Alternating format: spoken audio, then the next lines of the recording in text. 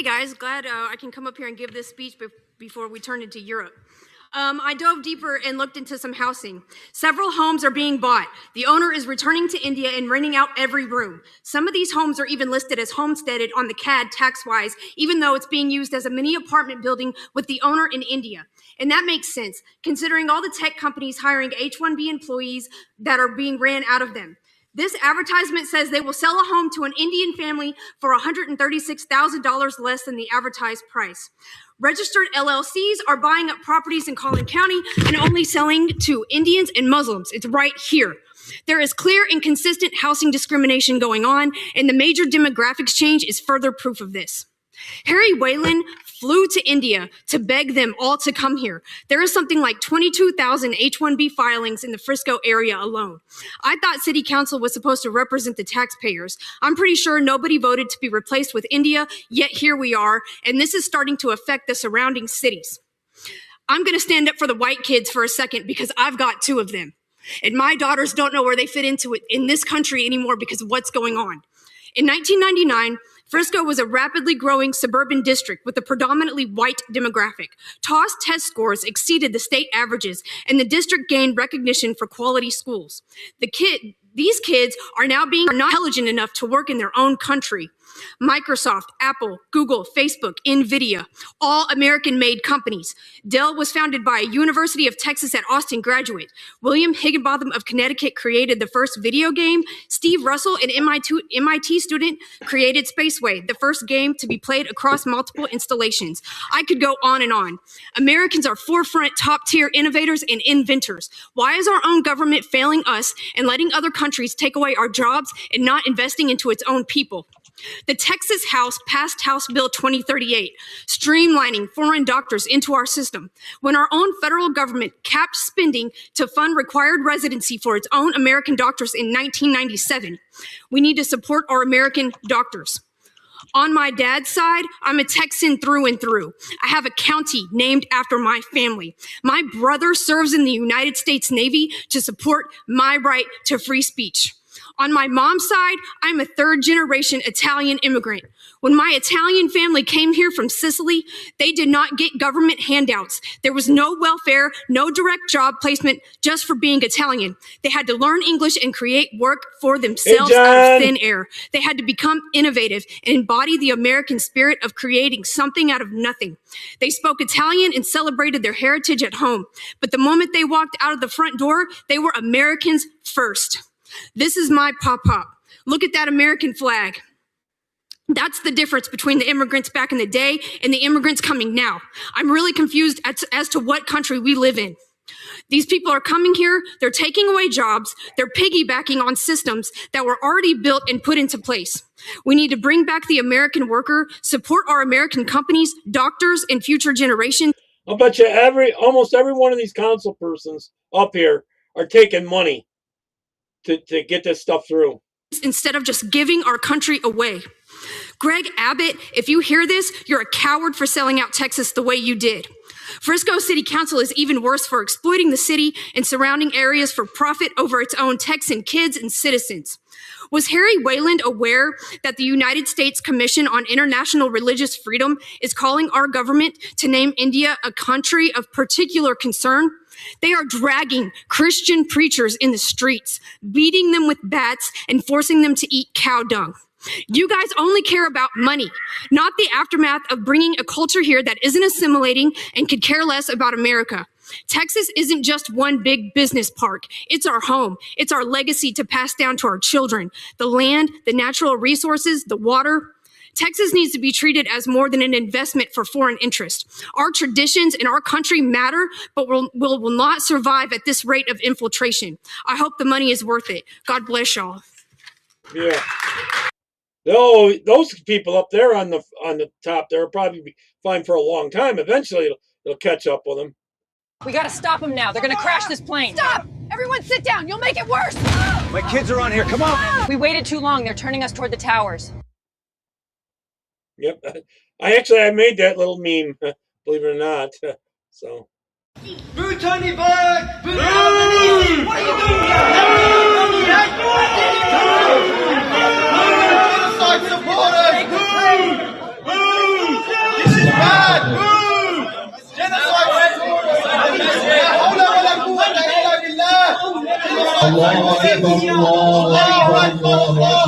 That's if you say anything. Watch, there's a politician there. I believe this is in England.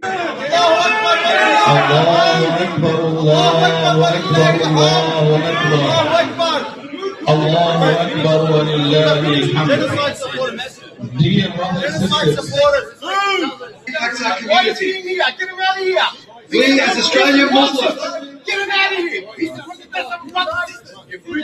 we as Australian Muslims need to have these deep intellectual discussions Australia. in regards to how we I forgot it was Australia. navigate the watch path this of politician. engaging political leadership, the media, and the whites of worship. See him right there? That's an Australian politician that brought them all in. Respect the place you're in, please. This is a mosque. He's got to respect us. Get him out of here. You got to respect his Please sit down. Please. Boys, sit down. Please sit down. All of you sit down, please. Sit down. Stop recording. Sit down. That's respect. We invited politicians to make us feel good about ourselves, but never genuinely had a robust and effective There he is, looking around. He don't dare say a word.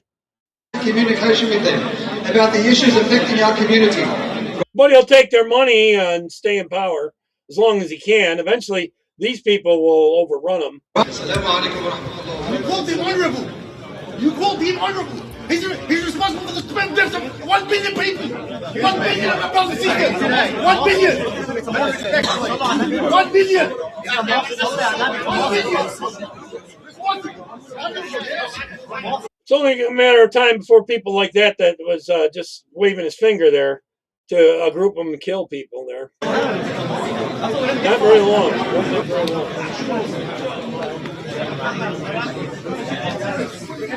I'll a snack bar. Why is protecting it?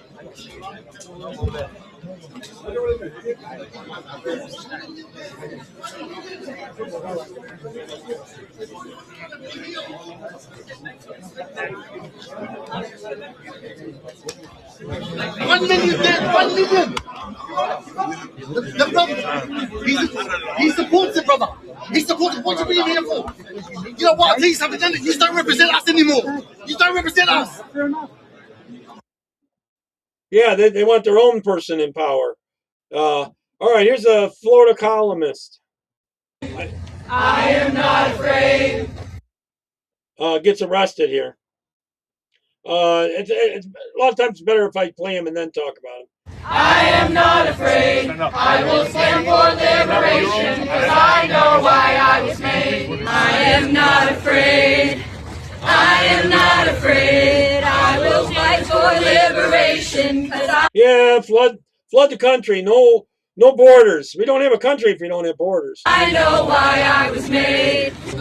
I am not afraid. I will sing for liberation, because I know why I was made. It's illegal. I am not afraid.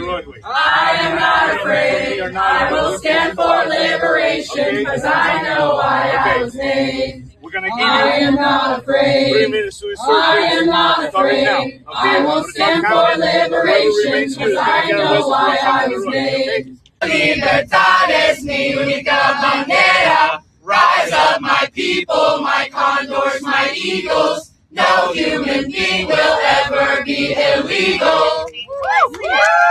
If you're illegal, you will be illegal. Unbelievable. This is Florida. This is how brainwashed they are. Drive over them. Hey, we're giving you an easy way I out. am not afraid. Go protest in the grass. If not, you guys will go to jail. I know why I was Why are you being arrested? Put them in jail for a longer period of time than an hour or two. For At least a peacefully week. protesting the horrible Marianne. treatment of human beings by ICE agents. It's called obstruction. They're here illegally. Obstruction of justice. These people are being treated horribly. They're human beings, and it's not afraid. Yeah, they're being deported. They shouldn't be here to start with. Ketis, would you like to tell me why you're being arrested today? I'm arrested because I'm fighting for immigrants and families that deserve to be safe. No one deserves Illegals. to not come home from a day of work, from a day of school, from a day of just living their lives. This is not the America we deserve. We deserve freedom, safety, and community. That's a lot of the stuff the unions used to do, the singing and stuff like that. It's all the playbook of the teachers' unions. Unbelievable. All right. Why you pick someone? Wallahi, they can't. Bad time. Bad time. They can't. ISIS raids right here. Watch it. Bad time. Wow. Wow. Bye-bye. Bad time. Wow. Oh, it's bad. Bad. Bad. Bad. Wow. Wow. Go home. Go home. Pero man, leave man.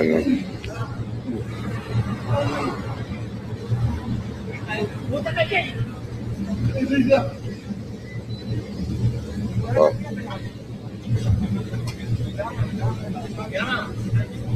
That's all the Iranians and the Kurdish say. Allah snack bar. Pórtate bien, papá, pórtate bien.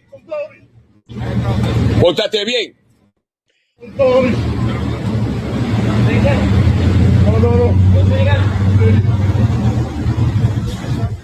Wow. Que no me gusta ver eso, papá.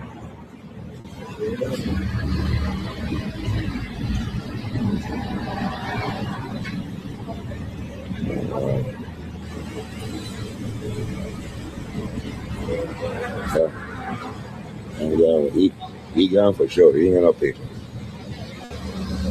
He gone with he for sure. Wow. I'll probably say it again later, but I wanted to say it before I forget it. Tokasha wanted to say thank everyone for when she came on live yesterday. She liked all the comments. She was able to read them. She doesn't have Wimpkin, but she definitely went through and read them.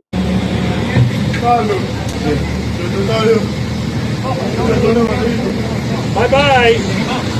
Glad to see you go. Don't come back now.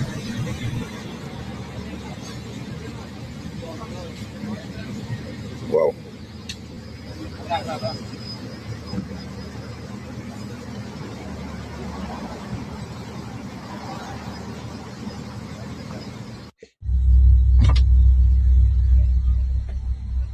El ice. Well, if you're not here illegally, then you wouldn't have an issue, would you? All right, protesters outside the new ICE facility here. Immigrants are welcome here! No fear! Immigrants are welcome here! We must strike! We must fight back! We have to watch every single ICE facility! Commies. Now, did you see that Trump's going to put ICE agents at the airports now, it looks like. And the Democrats aren't liking that because that's their voting base and where they're making the money because they give the money to them and it kicks back to their campaigns. The Salt Lake City airport is 3 miles away. If you think it was an accident that airport is 3 miles away, then we're fools. Hey, it saves us money shipping them off to get them on the planes to ship them home. The fight ain't over! The fight ain't over! The love has won!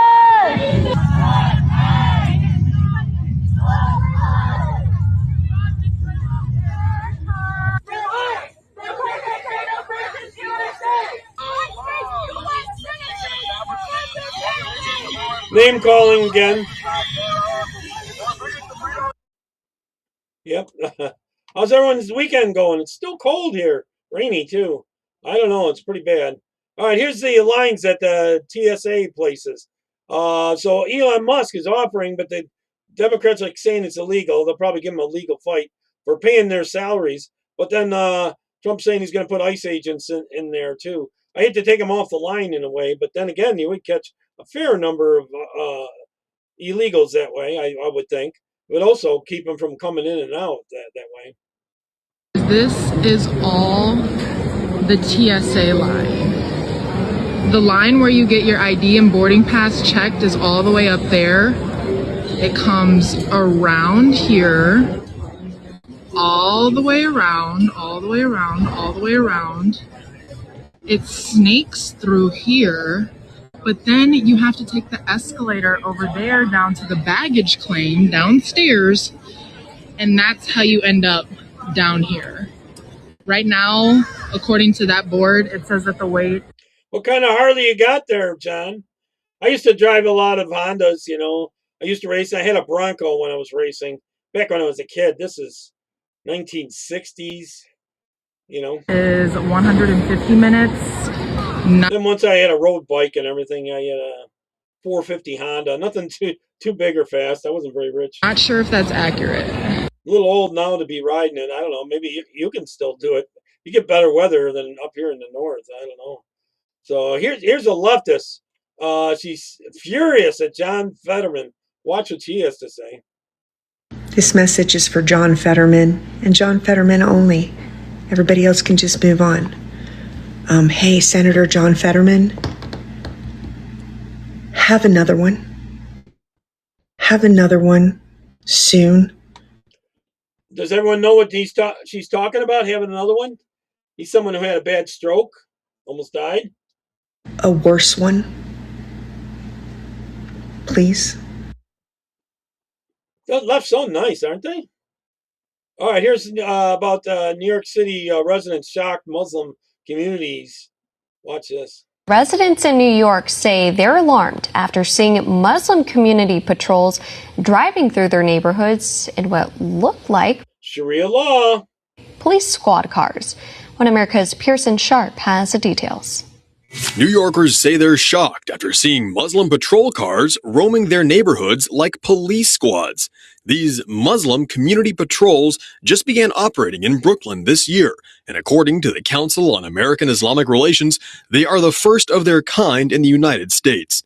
The patrols sprang up as an apparent response to some 14 biased incidents against New York Muslims in 2017. Actually, a rather low number, considering there's over 8.6 million people living in the city. It's a nice one. According to the group's vice president, Noor Rabah, the group currently has 30 members, but plans on rapidly expanding to cover the entire city. He describes the Muslim patrols like a neighborhood watch, but on steroids, with members dressed like police officers and driving cars identical. They're not worried about regular crimes. They're worried about something against Allah or some woman not having their hair covered or their face covered. Eventually they'll get to their face. To police squad cars. Residents say they're uncomfortable with the better not have a piece of ham patrols, which they describe as being similar to Sharia police. Others have raised doubts about the purpose of the patrols, saying New York's police department is already very diverse, and their only job is to patrol the city's streets and protect people from harassment or crime. So why does there need to be a Muslim group tasked with the same job as the police? Even other Muslims have raised questions about the need for the patrols, with residents expressing fears this is just another Boy, it didn't take too long in New York City once that mayor got in there, did it? Form of Sharia law enforcement. Similar groups can already be seen in other major European cities in Denmark, Germany, France, Sweden, and Britain. These patrols have been going on. There's a lot in Britain. For years, and a CNN report caught Muslims from patrol in London harassing. Hopefully Colin will pop in. I got some stuff near the end for him. Residents. In Whitechapel, one man can be heard insulting a gay man, calling him offensive names and telling him he wasn't welcome in a Muslim area. Others denounce residents for drinking, claiming this is a Muslim area and alcohol is not permitted.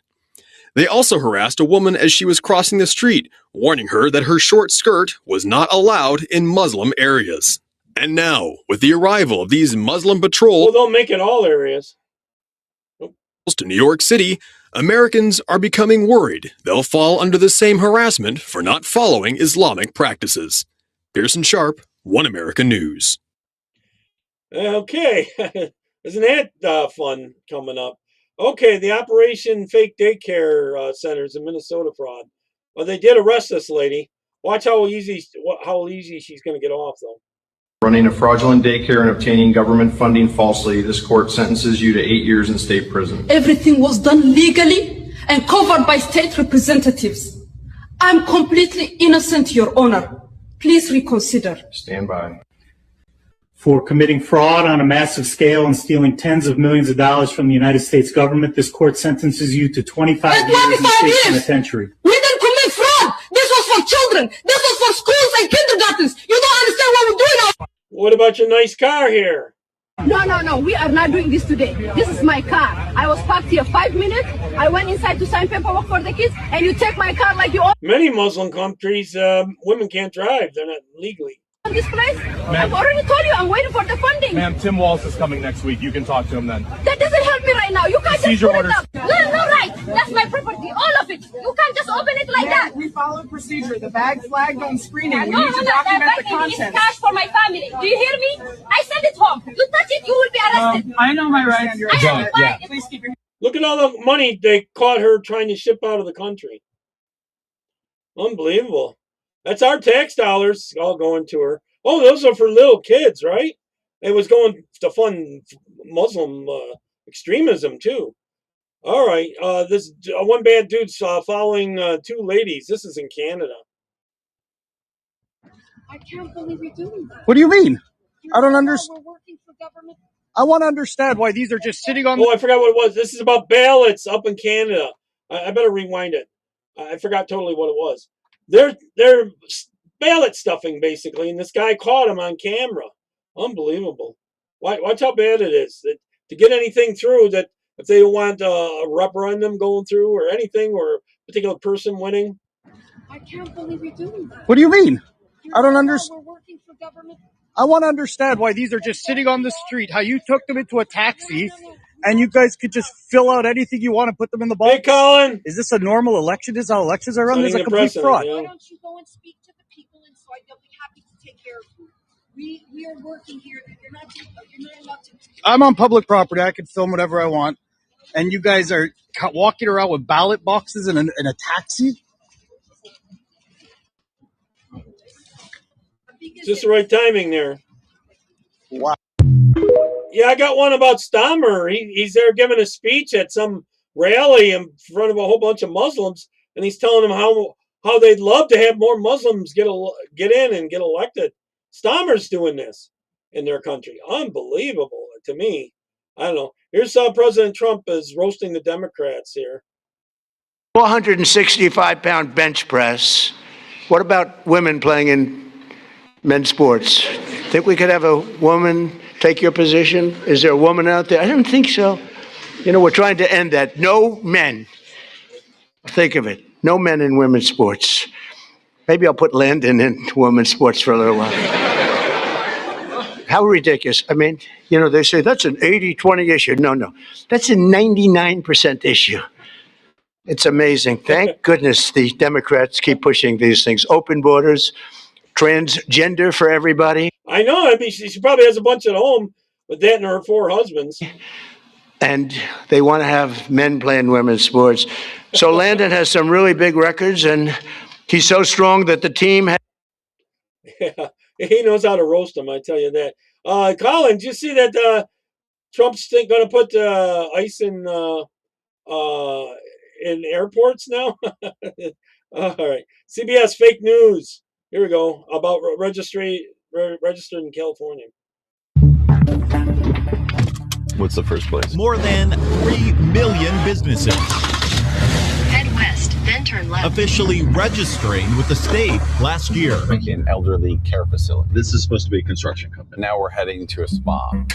But are all of them really open for business? Definitely doesn't look like elder care. Are they real at all? Looks empty. And if they're not, well, does it look like a construction company? Who's really getting the business? So you don't know this person at all? No. How you doing? Hello. In the She's end, never heard of it. They don't know what they're doing. They don't know. They're scared. They're scared.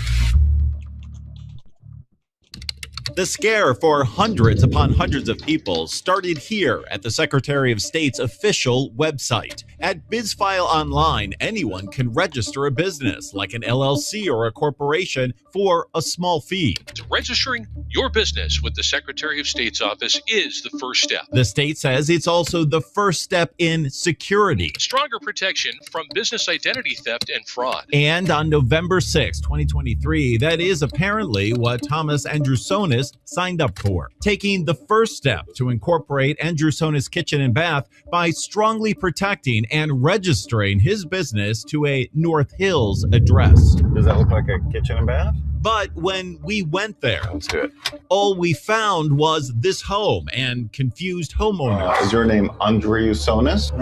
Definitely no kitchen and bath place here.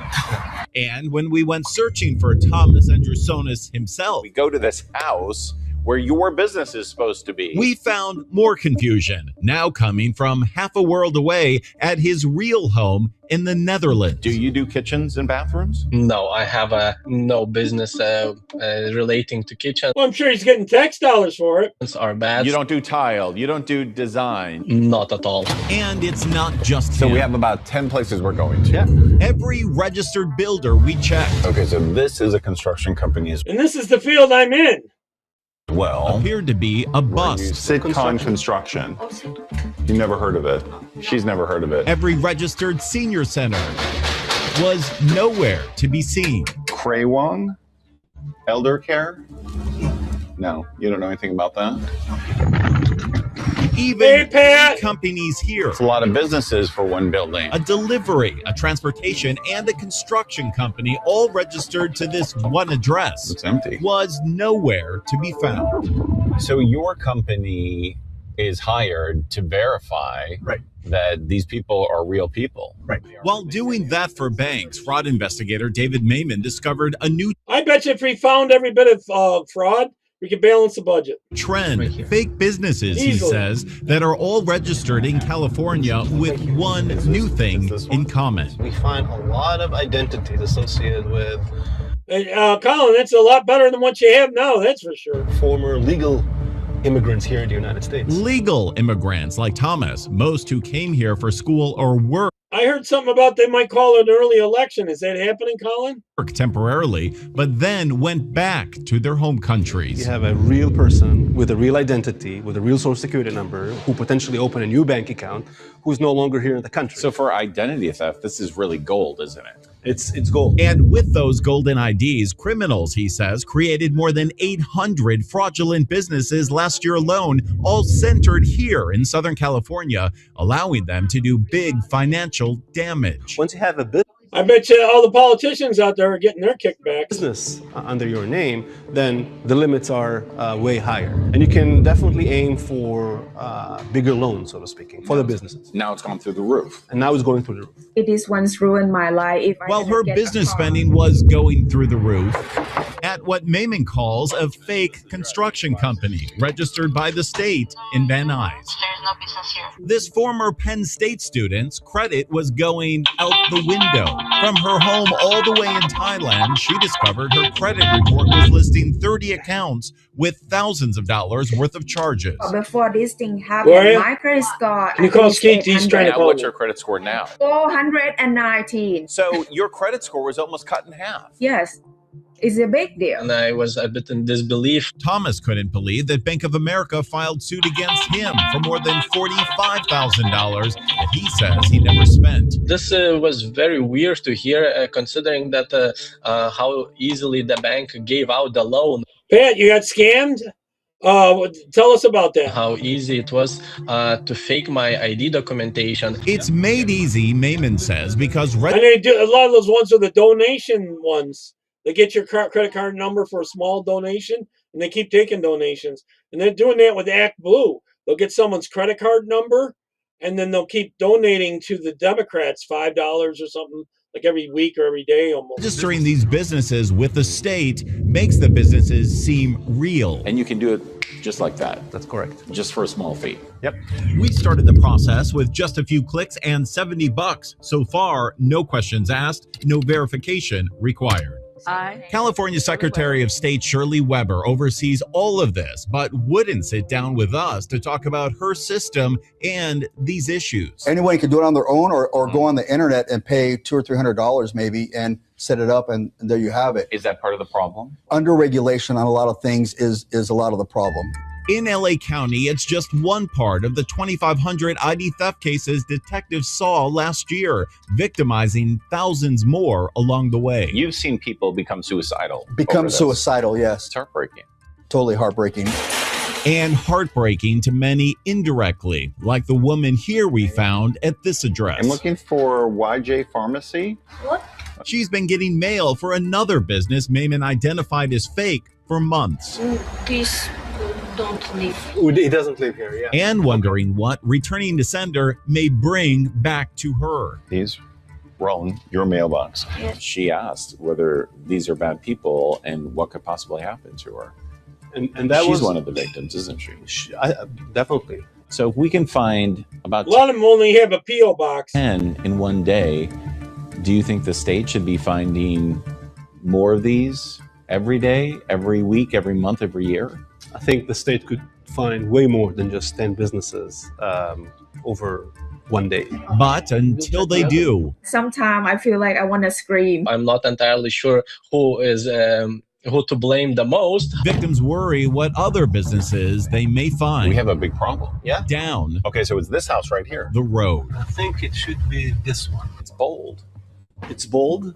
They have nothing to lose, and the probability of detection is pretty low. The probability of detection does appear to be low. Again, the Secretary of State, Shirley Webb, Yeah, I'm going to play it a little bit later. The whole thing with STARMER, it's unbelievable. would not speak with us directly. Her office says it's not their job to spot fraud on the front end, even though her office also says they do use fraud prevention tools. Yeah, Gloria, we got ESL, and they've caught some stuff and told us some suspicious stuff, and they've been able to cancel them in time because they catch them pretty quick.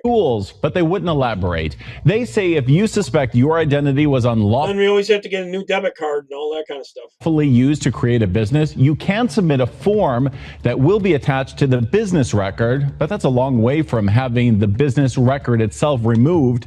Sometimes if you go to get fast food or something like that and they run your card through, some of the people working there are not good people. Did reach out to others like Bank of America, Better to and use they cash say when in the you wake of our investigation, they're now looking into dropping that $45,000 case against the man from the Netherlands.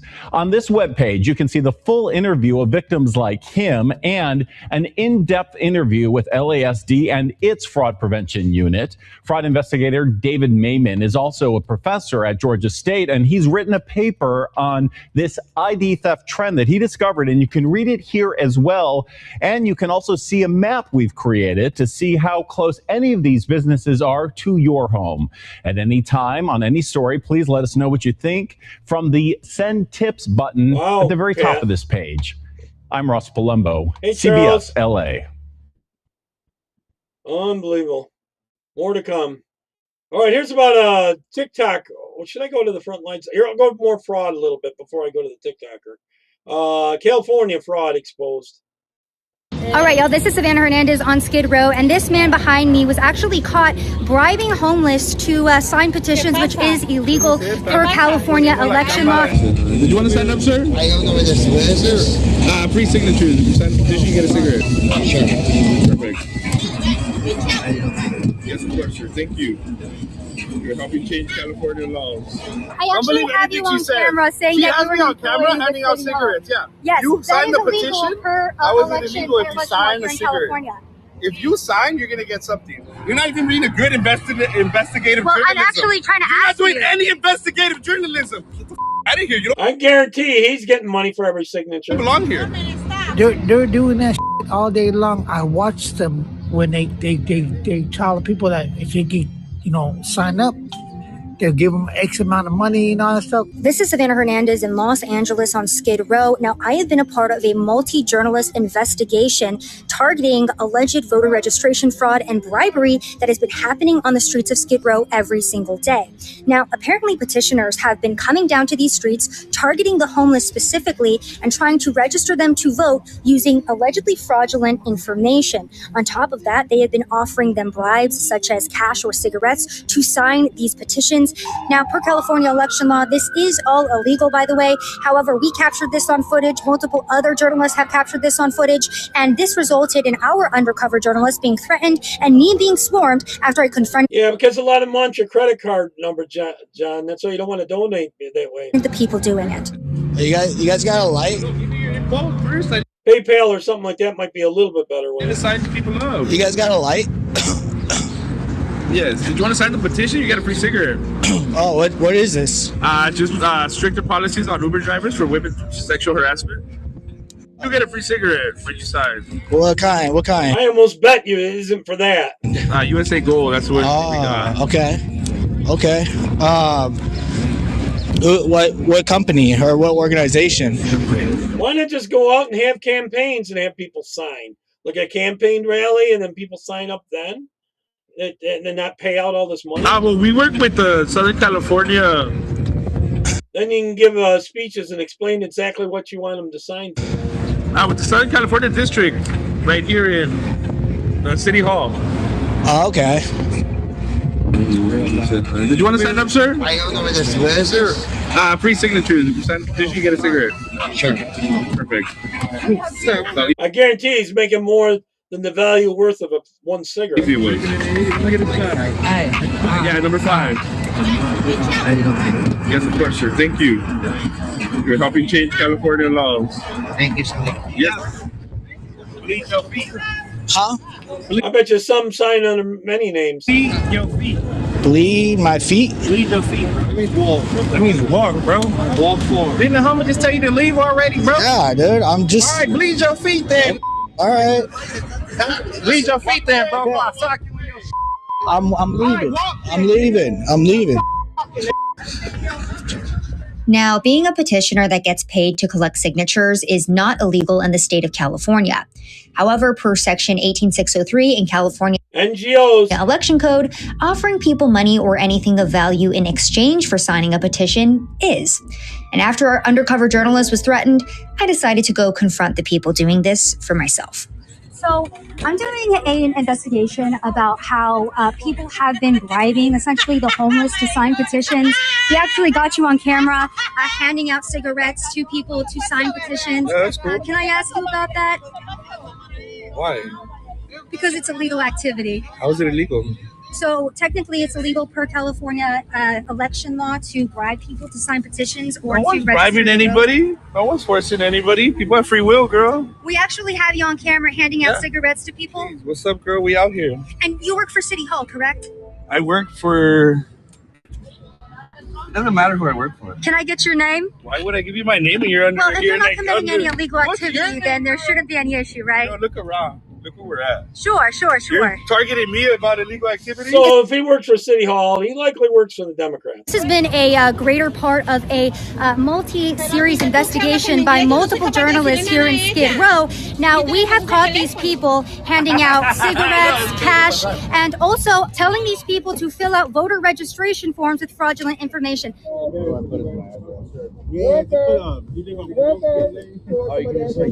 good. You said that you were an employee with City Hall. Why are you guys doing this today? I'm not an employee with anybody. You can make out those forms with a bunch of BS on it too. It doesn't. They don't even check if it's real. You're putting words in my mouth. We work with the Southern California... with the Southern California District, right here in City Hall. I actually have you on camera saying that you were an employee handing out with City Hall. cigarettes, yeah. Yes, You that signed is the illegal petition? per How is it election illegal if you election sign law a here in cigarette? California. If you sign, you're going to get something. Okay. People offer money. Okay. I offer So we cigarettes. actually have multiple people doing this all over Skid Row all week. Can I just ask you guys about this? If it's not illegal, we shouldn't be freaking out about it, right? They never will admit who's paying them. Okay, so can I? Freaking Can out. I You're get your coming name? at me thinking it's all sweet. Like, girl, Sure. Well, what's going on here? I might just not understand. So can you explain You it might to me? not really understand. Sure. So can you explain it to me? Yeah, we're doing petitions for sexual harassment. I don't know what this government voting is. Sexual harassment on Uber drivers for stricter policies. And we just need voters. We need people to sign. We need people to sign so we can get the legislation a lot more stricter for the women's... I doubt it's even for that. They're just lying to him to get him to sign. stricter policies on women's... Stricter policies on Uber drivers for women's rights. You're not even being a good investigative Well, journalism. I'm actually trying to You're ask not doing you. any investigative journalism. Here, you don't belong here. You're not helping anything. You're trying to help your little career. Can I ask what you're helping? I help the community. I do free cell phones. If you need a free cell phone, if you have EBT or Medical, you qualify for a free cell phone. And I'm out here Monday through Sunday signing I bet you he gets his car. everybody up for a free cell phone. Is that what the petitions today The were petitions for? have nothing to do with the cell phones. So what were the petitions for? The petitions are for something totally different. They're doing that shit all day long. I watched them when they tell people that if they get, sign up, they'll give them X amount of money and all that stuff. And I trip out, like, you got these guys who are meth addicts, crack addicts, and the whole 9 yards, and that's not right what they're doing, but they do it out here. They do it. They come right up to them. How you like to make $3? He was dropping his drawers and peeing right there. How you like to make $5? And they're getting them to sign these petitions and register to vote? Have they ever asked you that? Yeah, I was telling them no. They don't really give you much information other than, you know, hey, I'll throw you a couple bucks or I'll throw you some weed. This guy, for example, was going to give me some weed. So I said, sure, you know, why not? One signature turned into like 10 signatures turned into a voter registration form, which he told me nothing about, and signed me up and signed me as a Republican, and didn't say anything about it. The only way I knew was because I read like what I'm signing. So yeah, it's pretty crazy. It's pretty crazy. So I think there's a lot of people that are out here that are registered to vote that they don't even realize it, and they're probably registered in the wrong party. Back in 2018, 9 people were charged for this exact same crime, yet it's still happening here on the streets every single day. Now, a lot of people as well. No, I hear they vote you on the other party so they can influence the primaries. Because we are in an election year, have voter fraud on the mind, and they want to make sure that elections are safe and secure. However, this is an example of how easy it is to potentially manipulate voter registration here in California. Yeah, come with a carton of cigarettes and you make a lot of money, I guess. I don't know. Our system, I tell you. A lot of these are funded by NGOs. Where are they getting the money for this stuff, you know? I don't know. Here's the TikToker uncovers medical fraud here. What happens when you open the door to killing? You don't get to close or decide what walks through. But Kelsey, what would I think this was the maids program. I'm sorry. be the incentive? What is the motive? Ready? I got one for you. Because you got to have a motive. Money. Let me show Where you is how. it? Someone Let me show dies, you it's how. over. Chronicity is big business. No. This is where you're wrong here, darling. End of life is money time. Okay? So, Canada, a new journal on the Sage Journal on the Omega website. You can go find it on Sage. You know, the medical journals that are peer-reviewed papers from universities, which I can show it to you. It's called the Journal of Death and Dying. It came out this year. Okay. And they did an estimate of what Canada looks to save once they turn the mental illness into the MAID protocol. So from 2027 to 2047, which is a 20-year period. That is when mental illness, meaning anybody can qualify. You don't have to be dying anymore, sweetheart. You can just have a hard time. Here. And once you're in the system, you're in it. So it doesn't cost them money to treat you through the government, so they save money. You ready to find out how much? 2027 to 2047, they're expected to use MAID on roughly, this is the journal's, they've done the math. This is the journal's estimate. 14.7 million Canadians. Okay? Mm-hmm. They're going to save to a tune of $1.273 trillion instead of providing palliative care. So they'll work you, and then they'll get you on this MAID stuff and save all the money that you would have gotten in your lifetime, you know, for health care and your Social Security and all that kind of stuff. Planned Parenthood is paying teens $400 to be sexperts. So Planned Parenthood dubs teenagers in different school districts as their resident sexperts, which is just so creepy in and of itself. And then they'll highlight their sexperts. It's a hard word to say. Sexperts like Eli. One thing I love about being a sexual peer educator is I love being asked the questions my peers would never have felt comfortable asking a teacher. One fact I wish everyone knew about sexual health is STIs are normal, totally normal. Sean H., an 11th grader, teen sexpert, grooming, says STIs are normal. So was that their whole thing, is just letting people know totally normal to get a sexually transmitted infection when you're in high school? And then, so one of the things that we talked about at the time is Planned Parenthood literally goes out and recruits these teens to be sexperts and to inform kids and empower Planned Parenthood, which we in the past we've always paid. No, they're not getting that money. Kids with information on the laws that allow them to do a whole bunch of things without any sort of parental consent or sign off. So the South King County Teen Council just put out an old call saying, just updating our Washington. Yep, that is the word, sexpert. Teens sexual health rights page for 2026. In Washington, people of any age can access birth control, abortion care, and prenatal care without any age. Without parental permission. Knowledge is power. So they're out there on social media just saying, hey, here's all the things that you can do. Condoms at any age. Age of consent for sex. This is something we talked about in April when we covered it. The age of consent is 16. It's not a crime if you are 11 and have sex with somebody 2 years older or less. They're literally telling 11, this is, oh my God.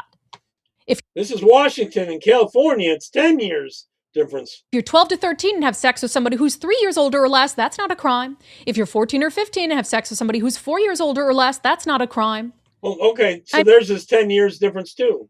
I mean, it's really disgusting predator type stuff. And this is adults pushing all of this on kids and getting them involved in this. So here's something new we got a tip on.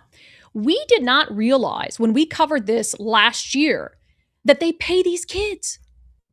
They pay them up to $400 to be one of these teen sexperts. They get a $400 stipend over the course of the school year for their contribution to the Teen Council's mission.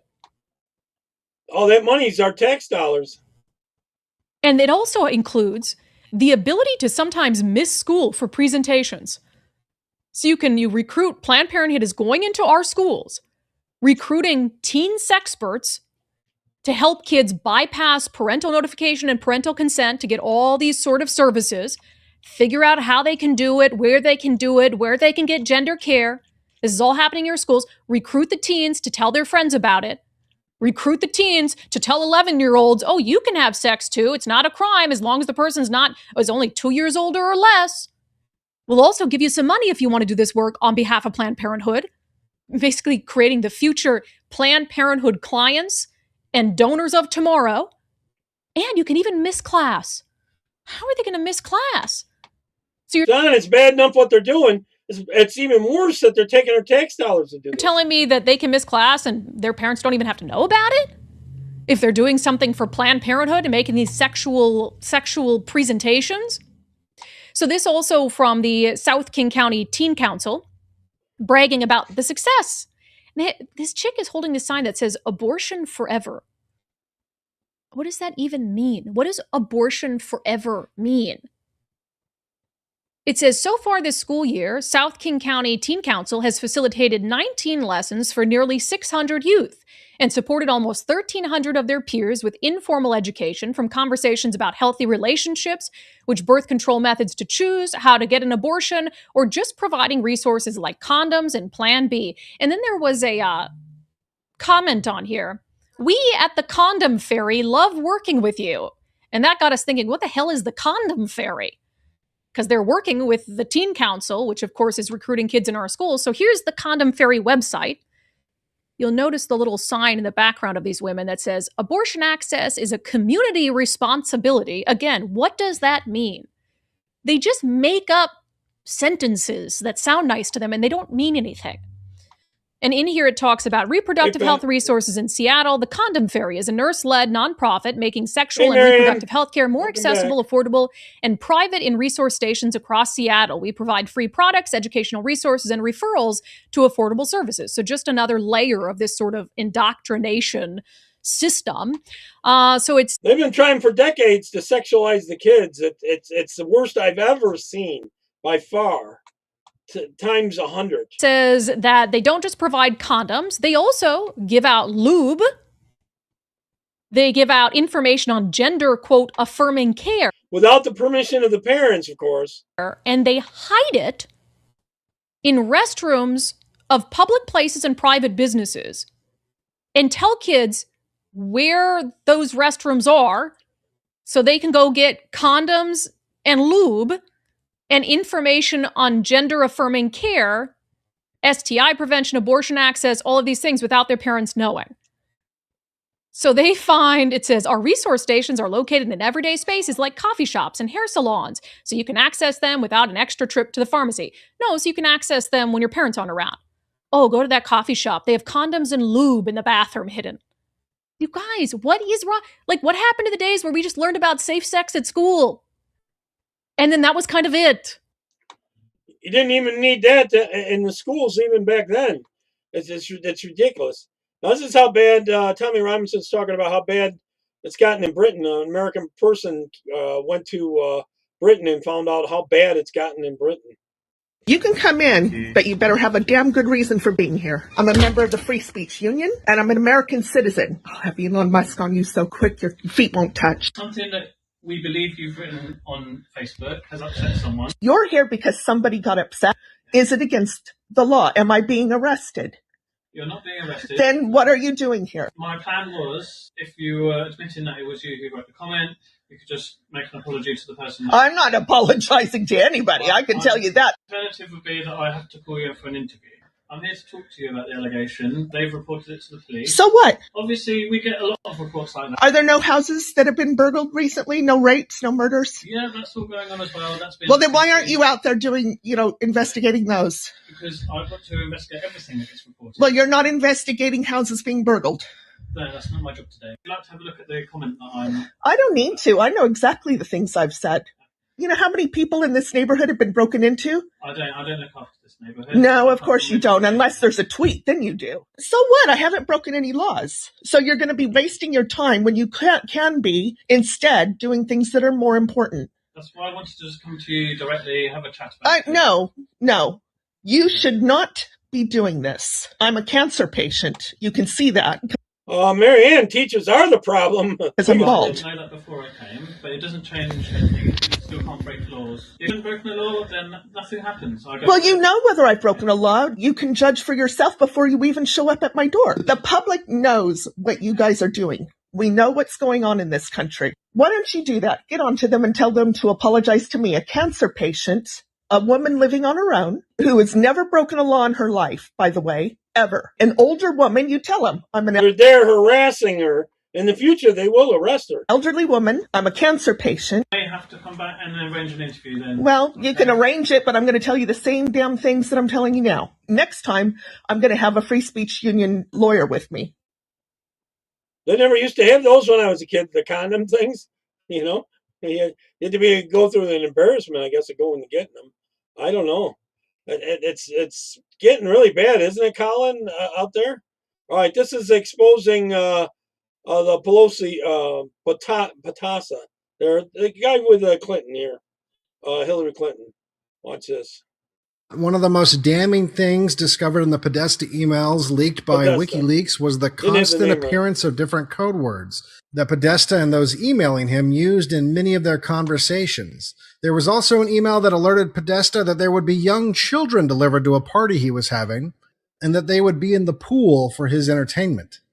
This, along with his friendship with pedophile Dennis Hastert, which I also have a video on if you want to check that out, led many investigative journalists to look more closely into John Podesta, and what we found was alarming. It would turn out that John Podesta also had a habit of collecting art featuring children, sometimes in very violent situations. Something that must run in the family because we widened the investigation to include his brother Tony Podesta, who has since stepped down from the Podesta group amid a legal problem that's not related. One of the most damning pieces of evidence when it comes to Tony 25 Podesta cents, huh? and his interest in children is a Washington Post article from 2004 that describes Podesta's home as being decorated with photos of nude teenagers. That's right. His home is decorated with photos. Didn't the kids used to fill those up with water and use them like water bombs or something? Of nude teenagers. Now, after this article was discovered, all the photos were scrubbed from the internet and impossible to find. That is, until now. I have acquired the photos taken of the inside of Tony Podesta's home, and I'm going to share them with you now. However, they will have to be censored for obvious reasons. So, just by looking at these first few photos, you can see it's obvious why they didn't want these to get out.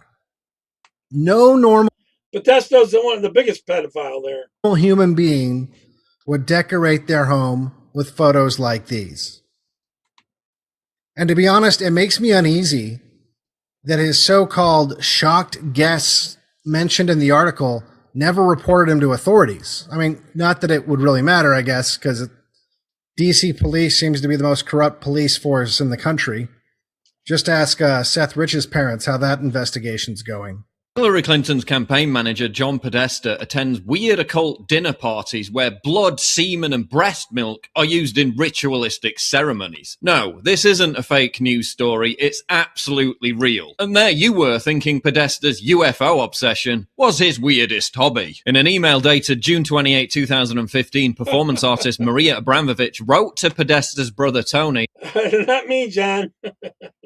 and said, "I'm so looking forward to the spirit cooking dinner at my place. Do you think you will be able to let me know if your brother is joining?" Tony Podesta then forwarded the email to John Podesta, asking him, "Are you in NYC Thursday, July the 9th? Marina wants you to come to dinner." Here's Marina inviting Podesta directly. So what is spirit cooking? It's basically a Wiccan ceremony where blood is used to create some form of art as a sacrament to occult beliefs. This video shows Abramovich mixing together thickly congealed blood as the recipe for the painting, which is comprised of the words, "With a sharp knife cut deeply into the middle finger of your left hand, eat the pain." Spirit cooking is also an occult practice used during sex cult rituals, as explained in the book Spirit Cooking with Essential Aphrodisiac Recipes. And this is a lot of our leadership in our country. Can you imagine if she had been president? Oh, God. According to Maria Abramovich, if the ritual is performed in an art gallery, it's merely art. But if the ritual is performed privately, as it was with the Podestas, then it represents an intimate spiritual ceremony. Here's Abramovich posing with a goat's head dripping in blood, a representation of the occult symbol Baphomet, which is used by numerous secret societies like Freemasonry and the Knights Templar. Here she is at a spirit cooking event with Lady Gaga, eating something with a spoon that's smeared all over the body of a mock corpse. Here she is with a pentagram carved into her stomach. But townhall.com says that all this is perfectly normal and we just all need to calm down. So how is Hillary tied to all this insane weirdness? Well, for one, Podesta is her campaign chairman and they move in the same circles. Maria Abramovich was invited to Hillary's campaign launch, and Hillary herself is also known to be into bizarre paranormal practices. I think they all believe that it gives them supernatural powers, but it doesn't. They're just so sick in the head that they believe being evil gives them powers. I don't know, not to me. Clinton used to hold seances in the White House to try and contact dead people like Eleanor Roosevelt and Mahatma Gandhi. Bill Clinton's book also talks about how him and Hillary used to participate in voodoo rituals in Haiti. Hillary's mentor is Saul Alinsky, who in his book Rules for Radicals praises Lucifer. Should it really surprise us that FBI agents refer to Hillary Clinton as the Antichrist? How did the Clinton campaign respond to the spirit cooking scandal? They blamed Vladimir Putin. Yes, they actually blamed Vladimir Putin. And if you thought that was weird enough, I haven't even talked about the accusations of child trafficking and pedophilia, which some claim is coded into the Podesta emails under the guise of types of food. And adrenochrome that she used to use all the time. This is some serious Bohemian Grove, eyes wide shut, satanic style malarkey. Would you really want these kind of people in control of the nuclear codes? So John Podesta, Hillary's top guy, likes to engage in occult rituals. I want him in jail. Involving pig's blood, semen, and urine. So, now that you've seen what can't be unseen, do you really think Tony or his brother will ever face justice? Or is our sham of a republic too far gone now to even prosecute powerful pedophiles? Remember, Dennis Hastert only got 15 months and he was raping children for decades. So maybe you could say this will be another test of whether or not the Trump administration is serious about restoring the rule of law. Or the people working in those departments, that's the problem. You know, because they have plants in there, I do believe. All right, here's Dominion machines. We're able to work some of the numbers remotely. If I'm remembering correctly, there were several states involved. And which time period are you referring to? This was 2020. Before or after the election? During the election. In your examination of any of these Dominion systems, have you seen any indication of non-election personnel remotely accessing a Dominion system? You were in jail once, Can you tell us Pat? about that? I too have reviewed a series of emails produced by Dominion in I've which never they're been. discussing remoting into Luckily. Gwinnett County, Georgia. You also mentioned Dominion remotely connecting to election systems, but you don't have any evidence that occurred in Georgia, correct? There was one county. I've seen a lot of Dominion emails. I've had to translate Dominion emails from Serbian to English to verify the technical questions I was being asked about them, to verify that it was translated properly. So it's your testimony that there is evidence of Dominion remotely accessing Georgia election equipment? yes, on the one county. It was included with stuff that I was researching and reading through, considering Colorado. Yeah, Pat, I Michigan agree. was also involved, and there were other ones. To your understanding, is Dominion able to remotely connect to these election systems? Yes. Are they able to do that without detection? If we don't Yes. fix it, John, it's going to be Are worse. you aware of any instances in which that has occurred? Yes. I got a Can you video identify about those instances? voter ID in China. One would be You cannot get food in China unless you have your voter ID or total voter ID, the Denver, Colorado server not voter ID. was granted. Electronic chip like in you. Whoop, missed the button. And you have to fix it. And you submit a change request, or in this case, an engineering change order that's retroactive, right? You want to go back and make sure that you record the process so that you have change management and integrity of the system. If you do not record changes, you lead yourself down a very bad. More to come on that. All right, here's Hokel Kokel telling people to leave, and now she's begging them to come back to New York. They need to help pay the bills. Of Trump and Zeldin and Molinaro, just jump on a bus and head down to Florida where you belong, okay? Get out of town. Get out of town. Because you don't represent our values. You are not New Yorkers. Yeah, we don't want trans kids and all that kind of crap. And being conscious of the facts that I need people who are high net worth to support the generous social programs that we want to have. Generous social programs are all for the illegals in our state. Right? Now, there are some patriotic millionaires who stepped up. Okay, cut me the checks. I mean, just if you want to be supportive, but maybe the first step should be go down to Palm Beach and see who you can bring back home, because our tax base has been eroded. So I philosophically don't have a problem. It is like I have to look at the fact that we are in competition with other states who have less of a tax burden on their corporations and their individuals. And I would say remote work changed everything. There were people who could only work in an office in Manhattan or work in New York State, and they were captives to our state. They were going to stay. We saw that that's not the case. I mean, you know, Wall Street businesses looking at Texas, they're not going there because they have a nicer governor. I know that for sure. But they're going there because of the tax rate. We have to be smart about this. But we can fund what we want to fund. Yeah. Eventually run out of other people's money with socialism. You know. Here's another little AI. I was playing around with AI a little bit for my brother. And this is a little tiny clip. They can only be 6 seconds long if you do the free version. All right. We rush the cockpit now. Whoa, whoa, let's not panic and get someone killed. They're using us as a missile. It's now or never. Too late. Everyone, now. I don't know. I don't think it's too bad for, just playing around with it a little bit. I don't know. All right. Hey, Trump's going to put ICE agents in facilities. Obama's facility. So this is Trump's ICE facility that they take the kids to. Honestly, this is pretty hard to watch, so I'm just going to give you guys a warning. This is so cruel. I can't believe this. Feeding them Republican propaganda? How dare they? Wow, forcing them to play basketball? That's probably racist somehow.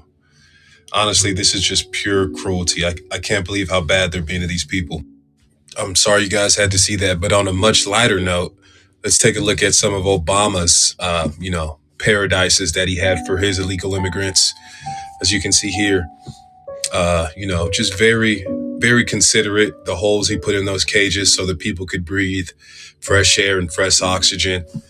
Honestly, super considerate. There's Obama there, letting them be able to see a famous person, someone of notoriety, so they can look up to. I mean, the humility is crazy of this guy. I like paper ballots, Gregory. So I think we learned a lot here. So they can be recounted, I think, I like the paper ballots because the possibility of recounting them. All right, here's a woman who lost her title to a man, and government, or a lot of these colleges and the, and NCAA and all that, they lied and all this and that. Here she is talking about it. I lost a national title to a man. Last April, at the U.S. Masters Swimming Nationals in San Antonio, I unknowingly raced a male in the women's category. I finished second and watched my title awarded to him. He won 5 women's national titles that weekend. I spoke up, and now I'm facing a potential lifetime ban from my sport. This same athlete has taken women's titles and prize money across multiple sports. After nationals, it was widely reported that the athlete dominating the women's field was male. Several of us filed protests and posted online. I asked U.S. Masters for fairness and to address a policy that allows men to compete in women's events. Instead of addressing the policy, they filed a grievance against me, charging me with unsportsmanlike conduct. Not for cheating, not for lying, but for saying men and women's sports is unfair. World Aquatics has already removed this athlete's times in recognition from the women's category, but USMS expects me to stay silent or face losing my own times in recognition. I keep fighting it for her. Women's sports can only survive if women are allowed to tell the truth. I'm Angie Griffin. If you believe women's sports are for women, stand with me.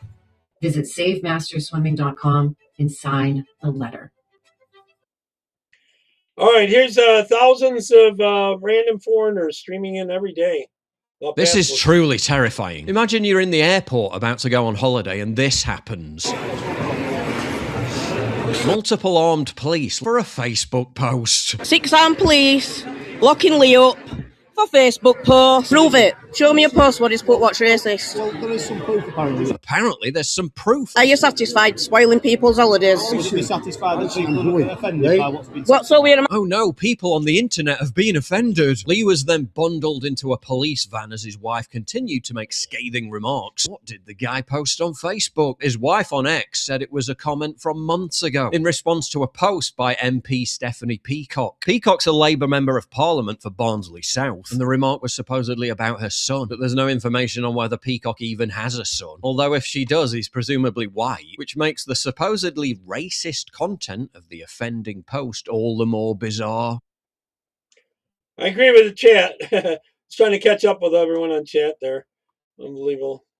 Here, I'll just play this one. I'm going to try to get out as much of this information and get it declassified as possible. So you believe that they raided Mar-a-Lago because they were looking for this? They were looking for the intelligence community assessment, your report on Russia's influence campaign targeting the 2016 presidential election. That's why they raided Mar-a-Lago. I believe it had to be one of the things that they were looking for. Because look, that report is pretty damning. If people take the time to read it, it's 45 pages. It spent, we had a dedicated team that spent nearly 2 years down at the CIA looking through this. It was blocked from getting out. And the reason that report is so important, right? That's, let's just dumb it down. Simply put, we went through every single piece of intelligence that existed. And if anything, it was clear that if Putin was going to do anything, he probably wanted Hillary Clinton to win. But in fact, if you just apply a little common sense to it, the fact was that nobody around the world thought that President Trump was going to win in 2016. Same with Vladimir Putin. He didn't either. And so yeah, I know about that. Hang it. You're talking about the wrestler? Do you know that since then that judge that sentenced that 17-year-old to death, the wrestler would be 19, so it's got to be a different one. He's already been killed by people there. You go through that was the intelligence. Every piece of intelligence that existed we went through it. It's in that report. And so, and what do we know? What do we, after all this, after all, 17-year-old's a different Trump one. and Russia and collusion, the two people that didn't collude? Trump and Russia. I'm trying to catch up with chat. Yeah. The Olympic wrestler was the one that got killed, but since then he's been killed. The judge that had him executed. All right, this is he's talking about what China with the IDs and stuff like that. Here it goes. The intention of the Chinese government taking away our freedom is so obvious that we know if we don't fight, we will lose everything. What do you mean lose everything? Well, when you lose the freedom, you lose everything. What do you have? I mean, you have a wonderful city, prosperity. That's what Chinese think, that they think that we just have a body, we don't have a soul. You guys just make money, have a good life, don't think about politics, don't think about freedom, don't think about human rights, don't think about rule of law. Just eat, enjoy life. Why is that not enough? Because we are human beings, we have soul, we are Hey, not a dog. John, I guess you're over on And you're Rumble saying too. your values here in Hong Kong line up with the West. Yes, because of our British past. They did not give us democracy, but they gave us the rule of law, the free market, the private property right, free press. And they have none of those in mainland China. No, they have none of those. I take the responsibility to fight because this gives me a meaning to my life. I decided a long time ago, I'm not going to be intimidated by fear. I say, look, I know about that, to hell John. with it. I'm not going to They're think about forced the to go back, consequences of too. what I do. I just do what's right. John, they were torturing those athletes' families that forced them to go back, and now they've been killed. When I saw the kids went into the front and confront the police, I was very touched. I admire them Why does it touch you? because Yeah, that wrestler was they 19. risked their life to protect this place we call home. In the 30 years, we They already killed that judge that ordered that, though. The people there killed him. haven't done anything, the older generation, to secure good. the freedom, the way of life for our kids. And that's why now they have to stand up to fight for themselves. All right, this one's about Bill Gates, the conspiracy and stuff. Says this is the very first time that a United States State Funeral Director Association president or former president has come out to talk about these unusual white fibrous cloths that embalmers with 20 or 30 years of experience have never seen in their corpses before until the years of COVID and the COVID. This is what you get in your veins if you get the jab. Some of them, all the jabs weren't created equal. They were experimenting on us. Vaccines. In my latest worldwide survey, it was about 1 out of every 5 corpses had this phenomenon in them. What are you seeing, Chris? Tom, I would say it's a little bit higher than that. I've been seeing it in probably 30 to 40% of each and every body that I embalm. And the sizes of the clots that Tom just showed are actually small to what I've been seeing. They've been the size of the arteries that have been coming out. You can't ignore this stuff. You really can't. These are foreign bodies that we have never. Back when this was all happening and I was doing videos on this stuff, they were taking me off of YouTube and Facebook at the time. Well, not as much Facebook. I'd gotten that back because of the ISIS thing that I reported Facebook on. Never come across, or at least I have never come across in the 10 years that They're I've still been taking down the videos. a funeral director and embalmer. Laughing about you guys in chat, I tell you, it's pretty bad. All right, Gavin Newsom's wife there is making tons of money, millions. She reportedly paid herself a massive paycheck while pushing controversial sexuality and gender education in California's school system. The New York Is anyone surprised? Post is reporting Sibyl Newsom leaned on her powerful husband and his education board to push preachy flicks about toxic masculinity into classrooms, all while raking in up to $300,000. What is toxic masculinity, anyways? I thought it was a dude. $100,000 every single year. And what's toxic about it? Through her nonprofit, Okay, Charles. the Representation Project, and her for-profit outfit, Girls Club Entertainment. The report goes on to say Newsom's Board of Education recommended Siebel Newsom's films in controversial health education guidance in 2019.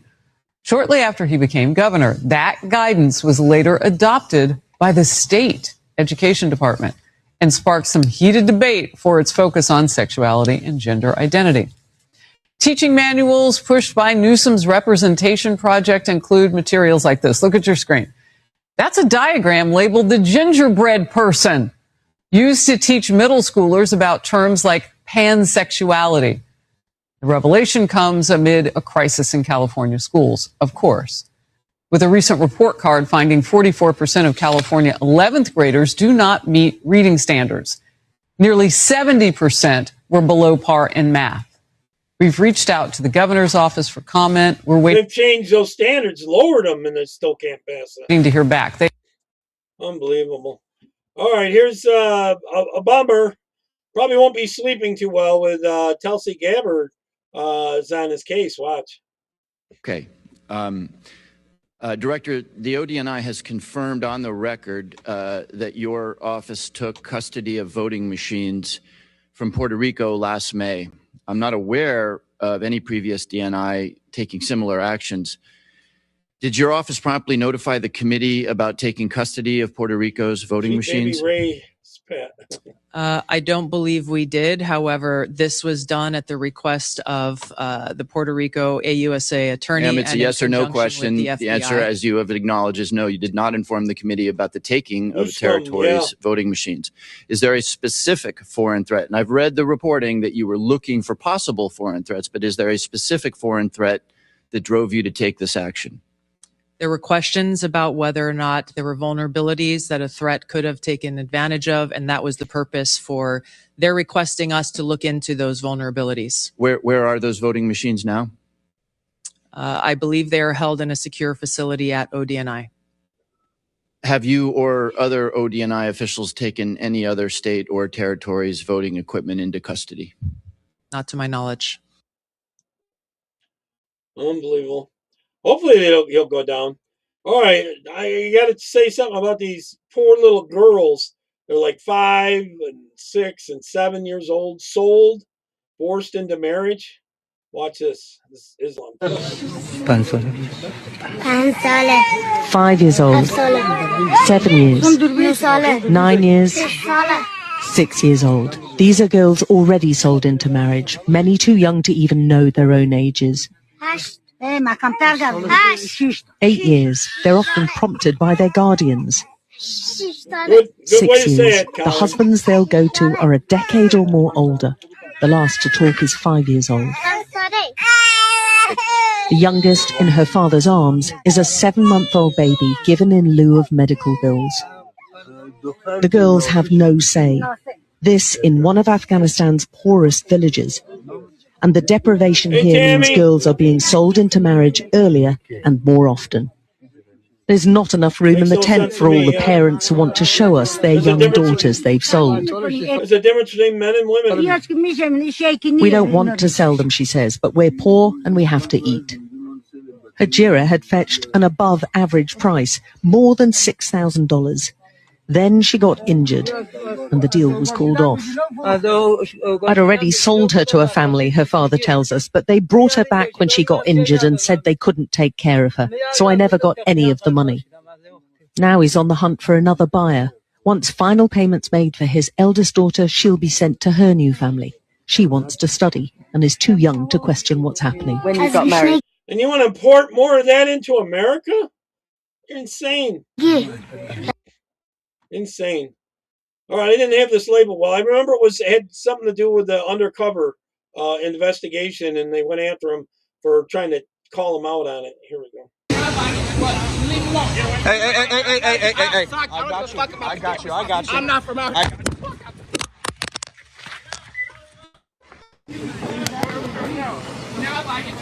Leave him alone. Leave him alone. Get away from him. I'm not from out here. Get out of the way. Whoa. He punched him. Let's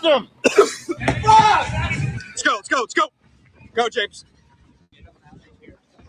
It is pure sick and evil. Don't import that here. Go, go, go. Make a left, make a left. Look, here's a petition right here. James, here's a petition right here. Hey, I was wondering. Those kids are basically being raped at a young age. What can I get for a look right here? Put this on camera. Right here, right here, right here. Right here. I want to, yeah. What about the free phone? Rock show, huh? You signed the petition, right? The guy right here is the guy who broke the law in the video. Sir. Can I look at the petition? He's the guy who broke the law in the video. Can I look at the petition? I'm not breaking any law. Can I look at the petition? For signatures, cigarettes for signatures, it's against the law in California. We ain't breaking the law, bro. It's against the law in California. You've got to end these NGOs. That's where all this money's coming from. They give cigarettes and cash. I ain't giving cash, I ain't giving nothing away. I give cigarette phone. I do free cell phone. We have you guys on camera shouting money for petitions. I don't do money. I don't do money. We have you shouting money and cigarettes. I don't do money. Can we look at the petition? What's that? You're going to send me down?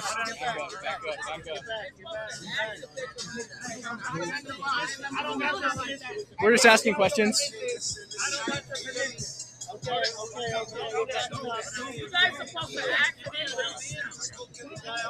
I got my spray ready to go. Hey, Rod! Oh, I'm fine. That guy almost found out, though. We don't have to ask you in a public space.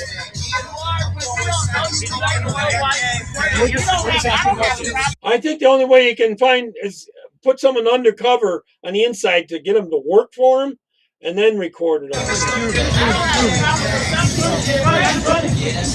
Here's the petitions. Go get it. We're gonna have to run. We're gonna have to run.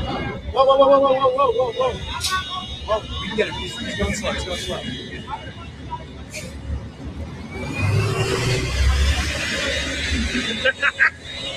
Let's go, let's go, let's go.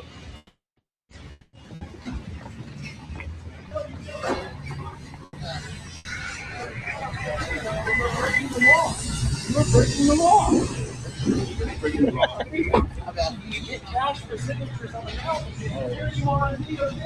We're offering cigarettes. Hey.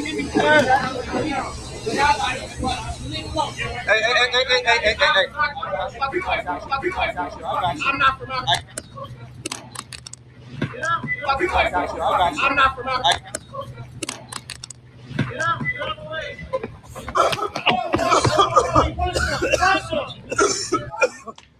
Come on, guys. They certainly get awful defensive when they're doing corrupt things to make money. Get out of here. Keep running. Let's go, let's go, let's go. Go, James. Straight, James, straight, straight. Go, go, go. Make a left, make a left. Get everybody.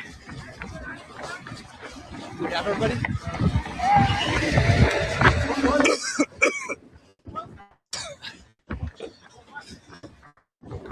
They rolled up, attacked, pepper spray. Make a right. Look at all those tents on the street. LA. Make a right, make a right. Where are we going? Straight. And yet they're spending about $180,000 per person for the homeless out there. Where's all that money going? Where we going? I got you. Keep going. I know where we're going.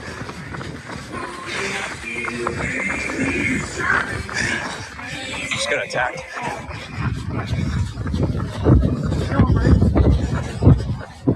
Keep going. Keep going. I know where we're going. Yeah, I'd never get in that situation. I agree. Mary Ann. Okay, slow down. Slow down. You're good. With that stoplight, I'm gonna make it right. I got you. Yeah. He defended himself legally. James O'Keefe is missing. We're trying to find him. We're trying to locate James O'Keefe right now. A group of them attacked us.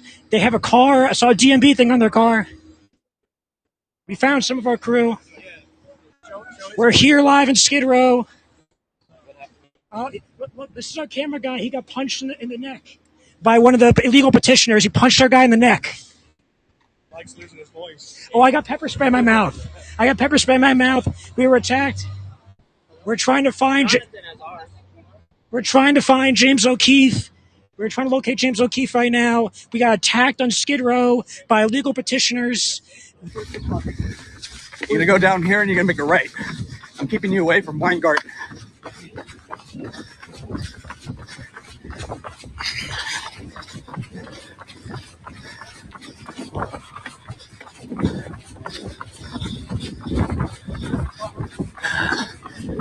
I got you. We're going to keep going. They're waterproof, huh? Just trust me. I'm keeping you away from that place. You make it right up here. Okay. I got paper sprayed. He attacked me. You okay? Yeah, I'm good. We did our show literally right here, and then we decided to go mobile and try to find some of the petitioners. We found them, and they weren't happy to the point that they got aggressive and tried to attack us, and then they ran away. We followed them to their car to show the petitions, and they got even more aggressive, and they tried to jump us, 3 of them, which resulted in me deploying pepper spray on them as they were in the process of punching one of our filmers. And yeah, I mean, we did what we had to. Of course, you never want to do anything like that, but sometimes you have to. Thank you very much. Yeah, no worries. Yeah. Are you going to arrest these people? I ain't getting involved in that, so no comment. No comment? Yeah. They're engaging in illegal petition fraud here? I saw one of your videos already. Yeah. Yeah, thank you for what you do. I guarantee he's been told to stand down and not do it. All right, here's Karen Kennedy, my friend Karen Kennedy, on her Friday rant. This is a rant. Get all the kids up out the room because this is not for kids. I have had it with these losers and these traitors betraying President Trump. Let me tell you something. I had to figure out who my friends were. When I was going through the worst time of my life, I had to figure out who was around me that was... I'd be out of breath after about 100 feet, Pat. Is there as a vulture and not as a true friend. I can count them on one freaking... I think you can run when you have to, when you're running for your life. ...hand. I had one friend who was there for me. Stacy, you know who you are. You know where I'm at. You done been there the whole time. Yeah, I talked to her before. She's been homeless before when the Biden administration... she had money coming when her husband died, having to do with the jab and the military and all that. I've known Stacy for years. We were together when our husbands were deployed. We've been friends. And she wouldn't take the jab. And so she didn't. She was taking, her benefits were taken away for years, and she was the one, her government military one, who was there for me. She is my ace boon coon. She has been with me when nobody else was. When I was fucking homeless, she took me in, even though she ain't really have nowhere to stay because the state of Colorado and these nasty ass judges and attorneys took her kids away from her, and she was going through hell. But you know what? She held it down for me. She held it down for me. So I know who my real friends are. I have a very small circle, and you can't get close to me. See, the president is surrounded by people who are just there to get a paycheck. Clearly, because if you were true, like Dan Scavino, who's been there for decades, then we wouldn't be having this damn conversation. 2 miles, my friend Stacy, when Charles. my husband had just died in the military on active duty, and then a month later my daughter was laying on the table getting up out of here, and everybody was trying to get next to me. My girl said, you know what, if you got a problem, if you got any issues, you come talk to me. You leave her alone and let her spend the last minutes, hours with her child. Okay? That's a friend. She has been there the whole fucking time. She was there for me when I was broke as fuck and didn't have nowhere to fucking go. And these Colorado politicians didn't do shit for me. Diana DeGette. Your friend, your true friend. I don't call everybody my friend. And clearly it's a mutiny on the Trump train because all these lowly thieving ass motherfuckers who wasn't shit, Candace Owens, before Trump came along. Now you done met your rich white fucking British husband and you don't need him now. Y'all all freaking out over Israel. I remember when people were like, oh, back in 2016, you heard of Candace Owens? You can't heard of Candace? Yeah, I don't know. I don't know who the fuck that is. Let me go look at some of her videos. Oh, okay, that's cool. That's real shit right there. That's cool. That's cool. I didn't watch her because there was always something that I'm like, yeah, I'm not a fan, but I appreciate the sentiment because she's an FBA. I'm an FBA. Foundational Black American, and I appreciate when people walk off the Democrat plantation, but it's always something there. Tucker Carlson, he lost his shit. He's crazy. Tim Pool, somebody said Tim Pool and went crazy. Fucking Joe Kent. Now I'm seeing some Secret Service agent who was supposed to be protecting the president. This crazy bitch done married a Brazilian national who was probably a fucking illegal that she failed to report it. And now all kinds of shit is going on. What is wrong with y'all? Sir, let me tell you something. You can't buy me. You can't gaslight me. And if you need people around you who are loyal, because God gave me a sense of discernment, and until God tells me to move, I ain't moving. You need me? Come holler at me. Dude, you need people around you who get shit done. Like my friend Stacy did. When my daughter was dying and my head was not in the game, she kicked everybody out around me and she handled everything. I don't even know what happened during that time. That's who you need around you. The president got a bunch of snakes around him who wouldn't shit before, or they had been kicked to the curb like Tucker Carlson. Fox kicked him off, and then the president came along. He got an opportunity, and now, you know, he's rolling with Rush. He got all of this fucking money. Tim Pool wasn't shit. He said himself, when I started watching him, I said, something about him. I'm gonna keep watching him. Something about him. He said he was a milquetoast fence sitter. He was a liberal. Bernie bro. Now look at him. I mean, dude, how do you do this? See, I know what a real friend is, and I know what it is to be fucking loyal, dude. Y'all is crazy over Israel. But you ain't say shit when we were shoveling warehouse loads full of money over to Ukraine for 4 years when the Biden regime was there. Y'all ain't say shit about plane loads of cash and money Obama sent over to Iran, who funded Hezbollah and Hamas and caused October 7th. Bro, all of this, y'all act like President Trump don't know what he doing concerning Iran. He is doing what needs to be done to bring the Middle East to the point that it can be Oman, UAE, Dubai, beautiful, have tall buildings, gorgeous like the Palm, the Burj Khalifa, and it can be the entire Middle East. You can't do that when you got somebody over there always talking about, la, la, la, la, la, I'm gonna kill you, death to you. You can't have that. So he's ridding the world of these evils who have been subjugating women. Where's all the women's groups at? And y'all can't stand it? Y'all wasn't shit. You another Omarosa, Candace Owens. You wasn't shit until the president gave you a chance. And now look, I haven't said shit about these people because I'm not paying attention to all their weird garbage. I have been saying. It's time for y'all to go somewhere and be quiet. And now y'all probably all of y'all under investigation. Mr. President, you need me, I'm here. Holla at me. I don't know if that's going to happen.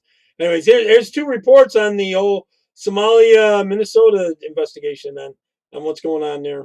We're in Washington, D.C. because people are tired of the strongly worded letters and never-ending investigations. So in this video, we're going to be infiltrating Ilhan Omar's sketchy consulting headquarters that claims that they have $60 billion in assets under their management, yet they are located out of a co-working place called WeWork. This company is called Rose Lake Capital, and it is co-owned by Ilhan Omar's husband, Timothy Minette. net. And similar to the winery, in 2023, it made up to $51,000, and it had a sudden and very suspicious increase in net worth up to $30 million in 2024. Are you trying to like meet with them, or what is So in this video, we're going to see if they have an office. We're going to look for any signs to see if they're actually operating out of here, because this is their only dedicated address. This is the only address that is connected to this multi-tens of millions dollars worth of investment firm. Alex? Is there an Alex? It took visiting this place to realize that Tim Minette also had E Street Group registered at this WeWork place. And by the end of this video, you will find out how they made $3 million. Spoiler alert, it was super illegal. All right, guys, we are in and one step closer to uncovering this $30 million mystery. I went up to the little tablet and I started to search their directory, and nothing came up for Rose Lake Capital, nor for Tim or his business partner, Will Haler. And even if those people weren't on there, it is very strange that Rose Lake Capital, investments, nothing was showing up for those key terms. So I'm going to try my hardest to look for any clues or signs that an office could be operating here. It is very normal to put your business sign on the door. I walked by every single office in this building, and everyone has their logos proudly displayed on the wall. I asked around for Rose Lake Capital and people were not familiar with it. I looked at every logo and Rose Lake Capital did not have an office here. That means they are using it exclusively for mailing or just for meeting spaces. Despite being such a large company, you would think that they would have teams and entire infrastructures or even an entire suite on Wall Street. In fact, if Rose Lake Capital wanted to grow, being here would be a great opportunity, as it would open them up to so many potential clients. I did find one pretty strange looking office here though. District of Columbia Democratic Party. Interesting. It's like the only desk that's like a complete and utter mess. Blind Americans and Goldilocks Planet. We already exposed Ilhan Omar's winery for not having a physical location or any way to purchase wines online, despite them having a very high net worth of $5 million. But this right here is massive, because this is where a majority of their net worth comes from.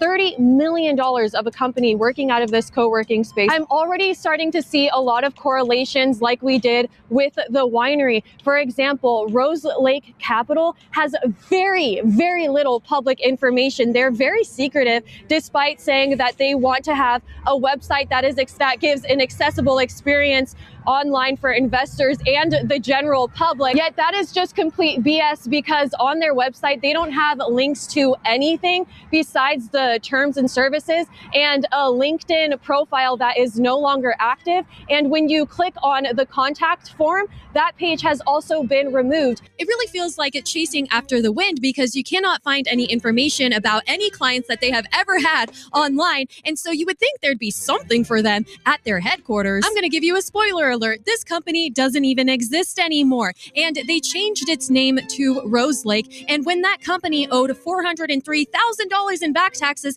they also shut it down. Dear Ethics Committee, will we ever get our money back, or even part of it? Well, the first thing is to stop it from going out, and a lot of this money's still going out. We're gonna stop the checks from going out, and then we got to start clawing it back and putting the people in jail. Here's part 2 kind of on this. So I have just information here that's not matching on our system. I understand you've been to other branches too, so we just wanted to. What's going on? Hi, I got that check from my employer. You could tell in her eyes right there that she went straight into the script. She's like, "Hi, I got the check from my employer." Nah, you're running a Somali scam. You're going back to Somalia, man. This is America. We ain't playing that game out here no more. You have an ID on you? Yes, that's the ID. This is your ID? Yes. Okay. Asked her for ID. If she were to go to vote, you wouldn't be able to ask that. What's your name? Samaya. Your birthday? Okay. Do you have a driver's license? Yes, it's my car. Is it in Connecticut or? Huh? Is My it a car's Connecticut? outside. I know. Is it a Connecticut license or is No, it? I'm visiting family. Where are you from? What New state? York. So it's a New York license? Yeah. Okay. Well, which car so we can go take a look? Honda Civic. What color? White. White. Okay. That's her? So you just came to cash a check from your employer? Yeah. Who's your employer? It's a rent check. A rent check? Yes, it's for my rent. Yeah, who's your employer, though? It's a rent check. No, I get that. But you said it's from your employer, right? Yeah. So who's your employer? I don't understand the problem. Well, it sounds like they trying to pass a bad check. No, I'm So not. okay, so I'm asking who's your employer? Like who It's gave a you the rent check? It's for your rent. Yes. Okay. Do you understand my question? Yeah, I feel like I don't know what's going on. So I just told you they called us because they think you're trying to pass a bad check. Okay. So that's what's going on. So I'm just trying to figure out if you're saying it's just for rent and Yeah. everything like that. I'm just asking who's your employer. It's for rent. But I know you didn't hear you're not getting my question. Like someone issued it to you, right? Your employer. Yes. So who's your employer? Like what do you do for work? I'm a receptionist. Receptionist. Okay. Yes. Where do you work? In New York. Okay. She's texting them Somali pirates are like, yo, they got the cops over here, man. I don't think I'm gonna make it out of this one. Civics out here in the parking lot. You drive a different car? My partner just told me there's not a Civic in the parking lot. Oh, boy. I don't understand. You guys are making me like nervous. Okay. Well, it's a simple question. What kind of car did you drive? Oh, she said you guys are making me nervous. I don't understand. You understand English perfectly fine, man. You just know that you got caught and you don't know how to come up with a lie. Today's the day where you're leaving hand. Let's cash in the same check several times, I guess. A white Civic car. Okay. So where'd you park it? Behind back? Yes. Your friend left you? I know, on the timeline. She's cooked. She's Well, cooked. just tell me what's going on. Obviously, I'm not stupid. You know what I mean? Yeah, I know you're not stupid either. Okay. Yeah, make me feel funny. So you want to tell me what's going on? Or I'm just going to go off what they said, and that's what, that's going to be that. I'm just trying to give you... You're going to do what you're going to do regardless. No. Yes, you are. Okay. Suspects were all charged with conspiracy to commit larceny and a felony count of forgery. For the looks of it, this one is going straight back to Somalia. Bye-bye. All right, taxpayers are now paying $10,000 per Muslim child to attend Islamic school. Texas has now admitted 4 Islamic schools to their voucher program. This comes after an Obama-appointed judge ruled that they had to extend their deadline to allow more private schools, mainly Islamic schools, to apply. And this comes after CARE, the Council on Coming out of our tax dollars. American Islamic Relations, which has been designated or labeled as a terror organization by Governor Abbott in the state of Texas. This comes after they filed a lawsuit demanding taxpayer funds for these Islamic schools, which are all tied back to CARE, which is designated as a terrorist organization in the state of Texas, which is why they weren't eligible in the first place. And one of the schools that's been admitted is the Houston Quran Academy, which is headed by Hamid Ghazali, a man who was literally name-checked in the 1991 Muslim Brotherhood memo on how to destroy our civilization from within. Now, this man previously ran Ghazali Islamic Video, which he founded out of Lawrence, Kansas, and he was busy soliciting donations for every one of the bad guys, every single group that you've ever heard of overseas that we are not supposed to be giving aid and comfort or money out of the United States to. He was busy doing that, up to and including Al-Q. And this was all on video. You can find these videos, some of the sources that I include right here. So there you go, a man who was literally name-checked in the 1991 Muslim Brotherhood Memorandum on how to infiltrate and destroy our civilization from within, just had another Muslim Brotherhood front group sue the state of Texas so that he could get taxpayer money to run one of his indoctrination centers. They sued to make us pay them. They sued to make us their demis. We now have to pay them to run their indoctrination centers. Y'all, this is not how this is supposed to go. We need a federal designation of the Muslim Brotherhood as a terrorist organization. We need the federal designation, and we need to get very serious about countering these threats right here in the homeland, because I'm going to tell you, that's what I voted for. Yep. All right, here's STARMER for you. Watch him. He helped get some Muslims get elected, and now he's promising to help get many more into power. Watch this. Mention that you're going to fill the House of Lords. Are they going to be filled with people like Chaudhry Shaukat and Mayor Liaquat, the great 30, 40 years of service to the Labour Party? I'm not making any promises to anyone, but I'm determined that our representation, we're so proud of our Muslim representation. I want to see more of it as we go forward. I'm really pleased there are Muslim candidates coming through as parliamentary candidates, really, really good. So that's fantastic. See that? He's very proud. He wants many, many more. Does that make you happy? Watch this. All right, this is also British. These events, these activities, this unity must... He's talking... I'll restart it. He's talking about getting many more in power. A lot of these are from Pakistan. These events, these activities, this unity must grow and continue and take over not just parts of Birmingham, but the whole of Birmingham, the whole of the West Midlands, the whole of the UK. Grassroots democracy in action. And we, our communities, have shown the establishment and the rest of the country that we will not be taken for granted and we will win. The establishment know that if you let one person stand up to them and speak the truth to people about what power is doing to them, then more people will stand up, and there will come a point when we all stand up against oppression, against injustice, and against corruption in politics. You see the power of solidarity. You see the power of solidarity, the power of all of us together. Individually, we may feel helpless, lonely, often frightened. Together, nothing can stop us. No tyrant can rule us. No party, government, or dictator can demand from us subservience. Together, we are powerful. Remember that and take that message onto the streets of Birmingham and share it with every single person you know in this country and abroad. I don't know. I don't know if there's any hope. Here's some more on it. This lady came from Germany originally. She'd be jailed if she went back to Germany right now for her speech. I believe she's in USA now, but she also stops into Britain often as well. I'm only just getting started. There's so much that I have been finding out about the German government and especially Angela Merkel, who destroyed our country. And I can only talk about all these things when I know that I'm safely able to stay in the United States and they cannot even extradite me or anything, or potentially, God forbid, kill me, because I do believe that there are very good reasons to believe that this could be the case. Hey, Gigi. Welcome. Sign up at TommyInUSA.com for the latest news and content from America. I am from Germany, and I am the first German asylum seeker under the Trump administration.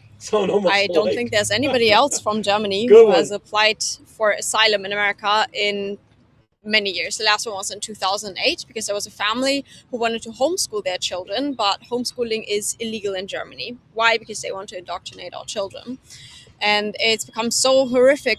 He's helping it happen, Colin. In Germany, the situation with mass migration, shut down nuclear power, and I just went against the administration back in 2016 already, when I was like 15, 16 years old. I criticized Angela Merkel, and suddenly people started calling me a racist, even though I was raised in a very liberal environment.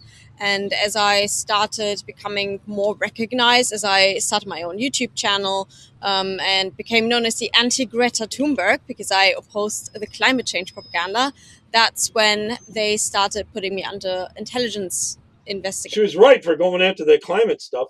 And surveillance, and they started reading my messages. Surveillance for going against the climate change stuff. To my family. They're trying to find a way to put her in jail. I was spied on even by state media. Yeah. And I found out about the extent of the surveillance only this year because an ex-army intelligence agent became a whistleblower in my case, and he let me know that they reached out to American intelligence back in 2020 to find out what kinds of connections I had to the Trump administration. So this is, let's walk. We'll walk, yeah? Come on. Yes. So this is the German government targeting a young lady from the age of 15 or 16 who begins to exercise her free speech. Nothing extreme. Was you inciting anything? What was you calling for? Not at all. When I was 19 years, I started my YouTube channel. And as I said, I talked about climate change. I was a science nerd in school. And so naturally, I had to look into the whole climate change topic. Found out that we were being lied to. So I made this video on YouTube that kind of went viral, where I just asked scientific questions. And if you watch my old YouTube videos, you will see I was the most innocent, naive kind of autistic girl on YouTube, and I had no idea that I was going to become the target of this kind of intelligence operation. I was not the kind of person who went on YouTube to become famous, or I was never considered like the hot, cool, popular kid. So that was absolutely not my intention, and because of my support for the AfD, the opposition party in Germany, that is, I think, the most similar to the Restore party under Rupert Lowe in the. I think they actually won the last election, but they cheated, and there you can combine with other parties to take power. Okay.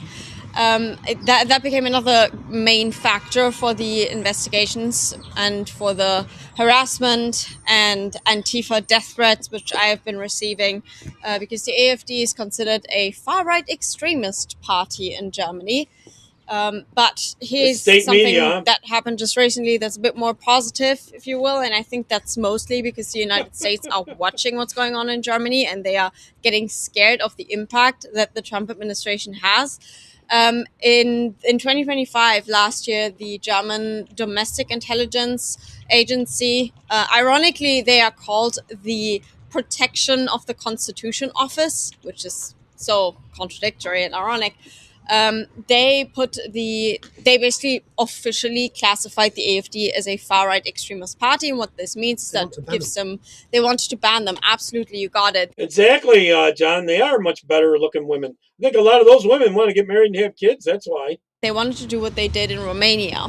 This is a party with 30% of the vote, no? Yes, almost 30% now. That's absolutely insane that they want to ban this party. And also, I want to make clear, the only reason why they are currently not in the government and why the CDU party, which is the former Angela Merkel party, why they won again. I got a clip for you the after people this. that voted for them, they voted for AfD policies. Our current chancellor copied She looks like a dude now, two-thirds huh? of the policies from the AfD in his program. That's what he ran on. For someone who's a climate change person, she sure is eating a lot, Greta has. And then he betrayed all his principles and didn't implement anything. So And he getting controlled the rich. position of fake conservative chancellor. He refuses to form a coalition with the AfD. And that's a big deal in Germany. They call it the firewall, where all the other parties, they've basically sworn that they will form a huge coalition against the AfD in the next election. And that's exactly what they did in the last election too. They're trying to outlaw the AfD, calling it a Nazi party. So he would much rather, that's very important, he would rather form a coalition with a communist party than the AfD. There's similar things have happened in France, right? Yeah. To prevent Le Pen. The point I want to home in on here, many people have been censored, attacked, faced death threats for speaking out against Islam, Islamization, mass immigration. For you, this didn't start with any of that. This started with climate change. Yeah. You were targeted as a young lady in Germany that's drove you now to be claiming asylum because you spoke out with facts around climate change. Now that, I think for an American audience, for many audiences, this is so difficult to understand. Yeah, so my YouTube channel actually started with my support for the AfD, and I did talk about migration, but the video that went viral, that was a climate change one. And then I got connected with some Americans, and they then basically branded me as the anti-Greta Thunberg, and I was on the front cover of the Washington Post in 2020, and I was at CPAC. And then the pandemic started. The left would like to kill her. Obviously, so I spoke out against the COVID nonsense too, because I looked into that scientifically and I debunked the PCR tests in the German parliament. And all these reasons apparently led to further investigations. But what's horrifying for me to realize is that when this ex-army intelligence agent told me about the surveillance and that they actually read my text messages, he could tell me details about my private life from 2023 that nobody could have possibly known. So he was not lying. He was not just making it up. And it's been proven now that the American government were doing the same as this to the American citizens, right? Spying. Yeah, and like I said, that what's so creepy actually for me about this is that German intelligence reached out to American intelligence because obviously they have way better ways of monitoring, like WhatsApp and even Signal and Telegram. He told me nothing is safe, and the data privacy laws, by the way, he said they are the worst in Germany out of like everywhere. And the army intelligence people, they had to get exemptions in Germany because they said we cannot operate here under your strange laws. Can I ask you, so you're claiming asylum. What process has that taken? How are you going to be granted asylum? Is it successful here? I have a lot of confidence. The streamers in Portland, a lot of them are Trantifa. My case, because I know that it is a very important case, and also coincidentally President Trump announced a few months ago that he may now prioritize people who are being prosecuted for their free speech in Europe. He said the same thing about the UK, and he also mentioned white South Africans. So I do believe that I may have a better case under the Trump administration, but at the same time it's also just I remember when I wrote everything down for my asylum statement for the letter. I could see her someday running for office. She's very young now, but someday. I was just thinking, I usually underestimate how much it even is. Yeah, when you actually put it all down, it's intense. And telling my family about the surveillance was pretty harsh too. And it was not an easy decision to make. And a lot of people, they will accuse me, oh, why are you running away from Germany? And why the asylum thing? That's just for media clout. And it's not, because I could have applied for like a journalism visa or something if I just wanted to stay in the United States. But the truth is that I do need the protection under the US government, because I'm only just getting started. There's so much that I have been finding out about the German government, and especially Angela Merkel, who destroyed our country. John, you got to worry about that. Make sure that battery will hold a charge. Like, say you go somewhere and you park and eat and this and that, and you come out and it won't start. They're a little heavy to push start these days. And I can only talk about all these things when I know that I'm safely able to stay in the United States, and they... I think she's 22 now, John. Cannot even extradite me or anything, or potentially 22, 23. God forbid, kill me, because I do believe that there are very good reasons to believe that this could be the case, and if not the government, then Antifa. You say that because the government and the government used the media to put targets on people. You've certainly had a target put on you by the mainstream media, by many left-wing organisations. Have you had any death threats? Have you had any attacks? What have you faced? Oh, a lot, a lot. I have been getting a lot of death threats to my family home address and my Trantifa wants to kill her. Family phone number, because unfortunately everything had to be public on YouTube. You have to, by law in Germany, put your address in like a on YouTube. You have to show it to everybody. Yeah. Yes, unfortunately. I guess I could have probably had like a I guess I could have probably had like a business address, but I was 19, so yeah, she's like early 20s, like 22. I didn't have one. Yes, and my mom's law office is at home, so her number and everything was public too. So we had Antifa reach out to us and call us all the time. My God, sometimes it was just stupid pranks like ordering pizzas to my home. One time they sent a funeral service, and the guy from the funeral service asked, "Is there a Thomas Seibt in this house?" There is no Thomas Seibt in my entire family. So that was definitely something coming from Antifa, and then they tracked the phone number and found out it was the same as people who have been sending me death threats in actual phone calls. I even recorded some of these calls where they said they were going to gangbang me. Have you still got these phone calls? I have some of these. Can you send me some of them? Yeah, I can send you something. So then I went to the police, of course. And like I said, they tracked the number. They found out who was calling and from different numbers. And they said, yeah, we found out who it is, but we cannot tell you. We have to protect their identity. And as long as you haven't actually been... Protect their identity, not hers, huh? ...raped or harmed or killed, there's nothing we can do for you.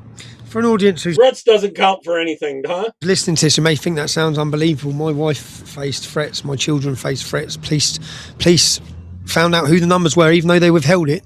They made no arrests. So people are left to be threatened, to be attacked, to then flee their country. How do you feel? We'll walk again. All the violence is on the left. How do you feel? Tell me the difference between standing in Germany and how you feel when you stand in the United States of America. I am, honestly, my mental health and everything is better than ever. My physical health too, actually. I have been struggling with a lot of gut health issues for the past years, and lots of people saw me also in the media looking extremely underweight and very sick. And that has obviously changed for the better, which is not entirely just because of being in the United States, but it just did wonders for just the feeling of safety and having the ability to actually take care of myself. and not being in constant fight or flight mode. People underestimate how horrible it is, and you will 100% be able to relate. In 3 weeks, I feel like a different man. Yes, that's how I feel too. It's like every single day you think about every single word that you put out on social media, that you talk about.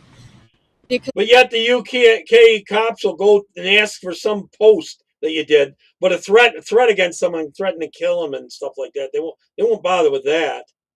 Because you're terrified of what might happen. The consequences are so bad, and you worry about your family too. And I still worry about my family, but so far they seem to be all right. And my dream would be to be able to help my mom retire and maybe pay for a home for her one day. That's kind of my goal. How old are you? I'm 25 now. You come here on your own? I thought she was like 20, 22. She says she's 25 there, for those in chat. Yes, I came here on my own, inspired very strongly by Elon Musk, because in 2024, I came in September, and he basically, in a message, said you should consider going to America, and in the context of it's very, very dangerous in Europe. And he would, under no circumstances, be able to go to Europe. So I thought, okay, if he says that, I'm not hallucinating, I'm not crazy. Yeah, I guess it's not safe for Elon Musk to go to Europe. Can you believe that? The danger is actually that extreme, because I used to gaslight myself and tell myself, oh, you're fine. We'll charge her all year long. And now looking back, I'm just so glad that I took that step. I took that leap, and then I followed the Trump election, which was amazing. I was able to go to a bunch of rallies, and it just, yeah, like your experience, I became a changed woman, and I just knew I had to stay there. I wasn't even making enough money to sustain myself for more than maybe a month, and then I thought, I'll just try it in America. I don't have an American employer or anything. Now I work with the German alternative media outlet, Deutschlandkurier in Germany, because the chief editor was sentenced for a motorcycle battery. That's a long time. I know during the winter we used to pull our batteries and bring them in the house and put them on a block of wood there, John. That helps not leaving them in the motorcycle. To 7 months on probation for posting a meme of the former interior minister in Germany, where she holds up a sign that says, "I hate free speech," which is so ironic. And then he was the one who was sentenced to, could have possibly been prison, because he accused her of hating free speech. So she proved the point. And fortunately, as he appealed in the case, he eventually won. But for a long time, we were extremely worried about him. The process is the punishment anyway. So even if he wins, he's had to go through it all. He's had to fight it, money. It's expensive and constantly worrying. Yeah, stress, especially that. And that's, honestly, that's the tactic they go for. They want to intimidate you until you falter and crumble. As a German, do you see Germany as lost, or is there any hope? Absolutely not. I posted a video about this yesterday. I think that Europe has not fallen, and I think the same thing about the UK. It's very difficult, of course, and we're facing a lot of challenges. We're even facing challenges within the AfD party. I'm not in the AfD party for that reason. I want to hold them accountable from the outside, and I want to see who's capable, who's competent, and who should not be able to be in charge of Germany, because you need a very strong party, a very strong opposition, as you know is the same case in the UK. But I think Europe has not fallen, because we are the most resilient people in history. We are what makes the West great. We're what makes the world great. We need to be honest about that, because why are all these people coming to the West? Because the West is awesome, and we will not surrender. If you was here and you were granted asylum, Greg, I hear it's going to be probably about 5 weeks before the fuel comes back down to where it was. And the Alternative for Deutschland won the election, and the government was controlled by people who love Germany rather than hate it, would you return back to Germany? To see my family, of course, yes. But my goal is to stay in the United States, and that has mostly to do with the fact that I have a great environment here now, and I'm not alone anymore. And I was alone in Germany for a long time. So tell me how it felt, just so I want to go. How did it feel being a young girl who felt alone, and you're talking for your country, but it seems like your country's hating you back? How did that feel? What's it like? I've been alone for a long time in my life. I was never surrounded by tons of friends, and I never went to any parties or anything. I was just more the geeky kid and more focused on schoolwork. So I always knew that whatever I do, I have to be honest with myself. I went to uni for 6 months and I quit immediately. And I tried like online university and all that. It was so horrible. I was so bored. So I knew those riots need to happen. They need to get bigger, Colin. That's the only way you're going to force your leaders to do something about it, Colin. I had to do something different. And watch the clip I play after this one. In Europe, that's not popular. You know that in America, you can follow your dreams. That's fine. In Germany, if you have a dream, they tell you to go back to sleep.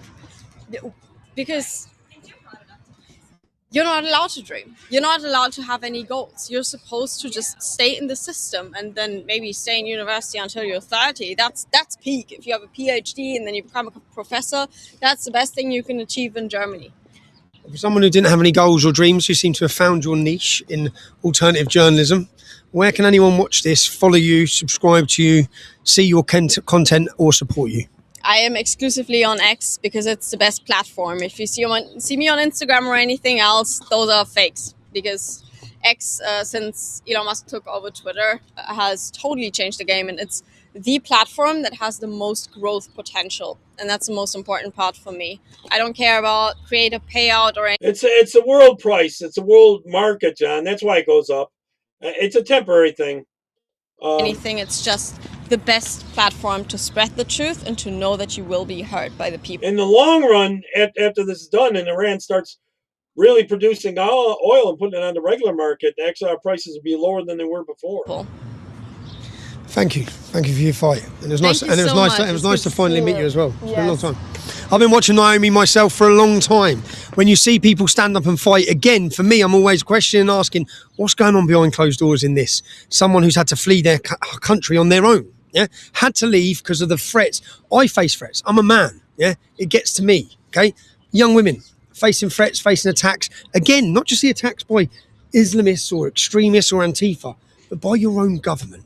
That's where we're at in Europe, and this is the only place on the planet that has freedom and currently has a leader that believes in freedom. So I'm blessed to be here as well. Let's get back into Dublin. Let me just say, when you were not first in prison, but when you were in prison, I think in 2024, I was informed about it. And that's when I first heard about your story and I watched your documentary and all that while you were still in prison. And I was so horrified that I made a video about it. And then I shared it with Elon Musk and then it totally blew up. It went viral when he was talking about you.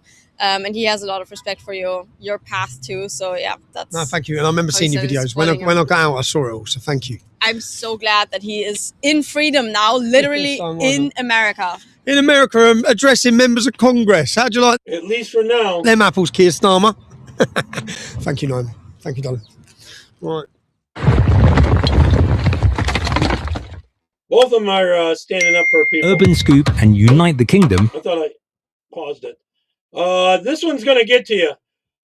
This elderly woman, they break into her house, and they attack her. They steal stuff from her, and then near the end, they cut the video short because they were beating the living daylights out of her. This is an elderly woman. They're smashing her stuff, stealing her stuff. These are illegals doing this to her. And I believe this is in England.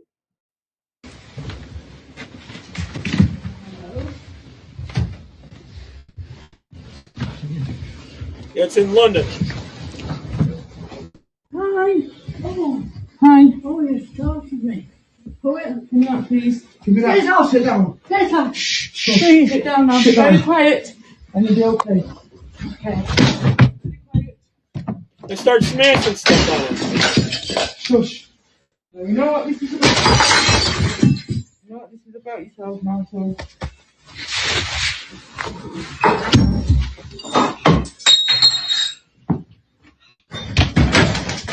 Coming to America. They cut the end off of this. I seen the longer version of this, and they beat the living shit out of her.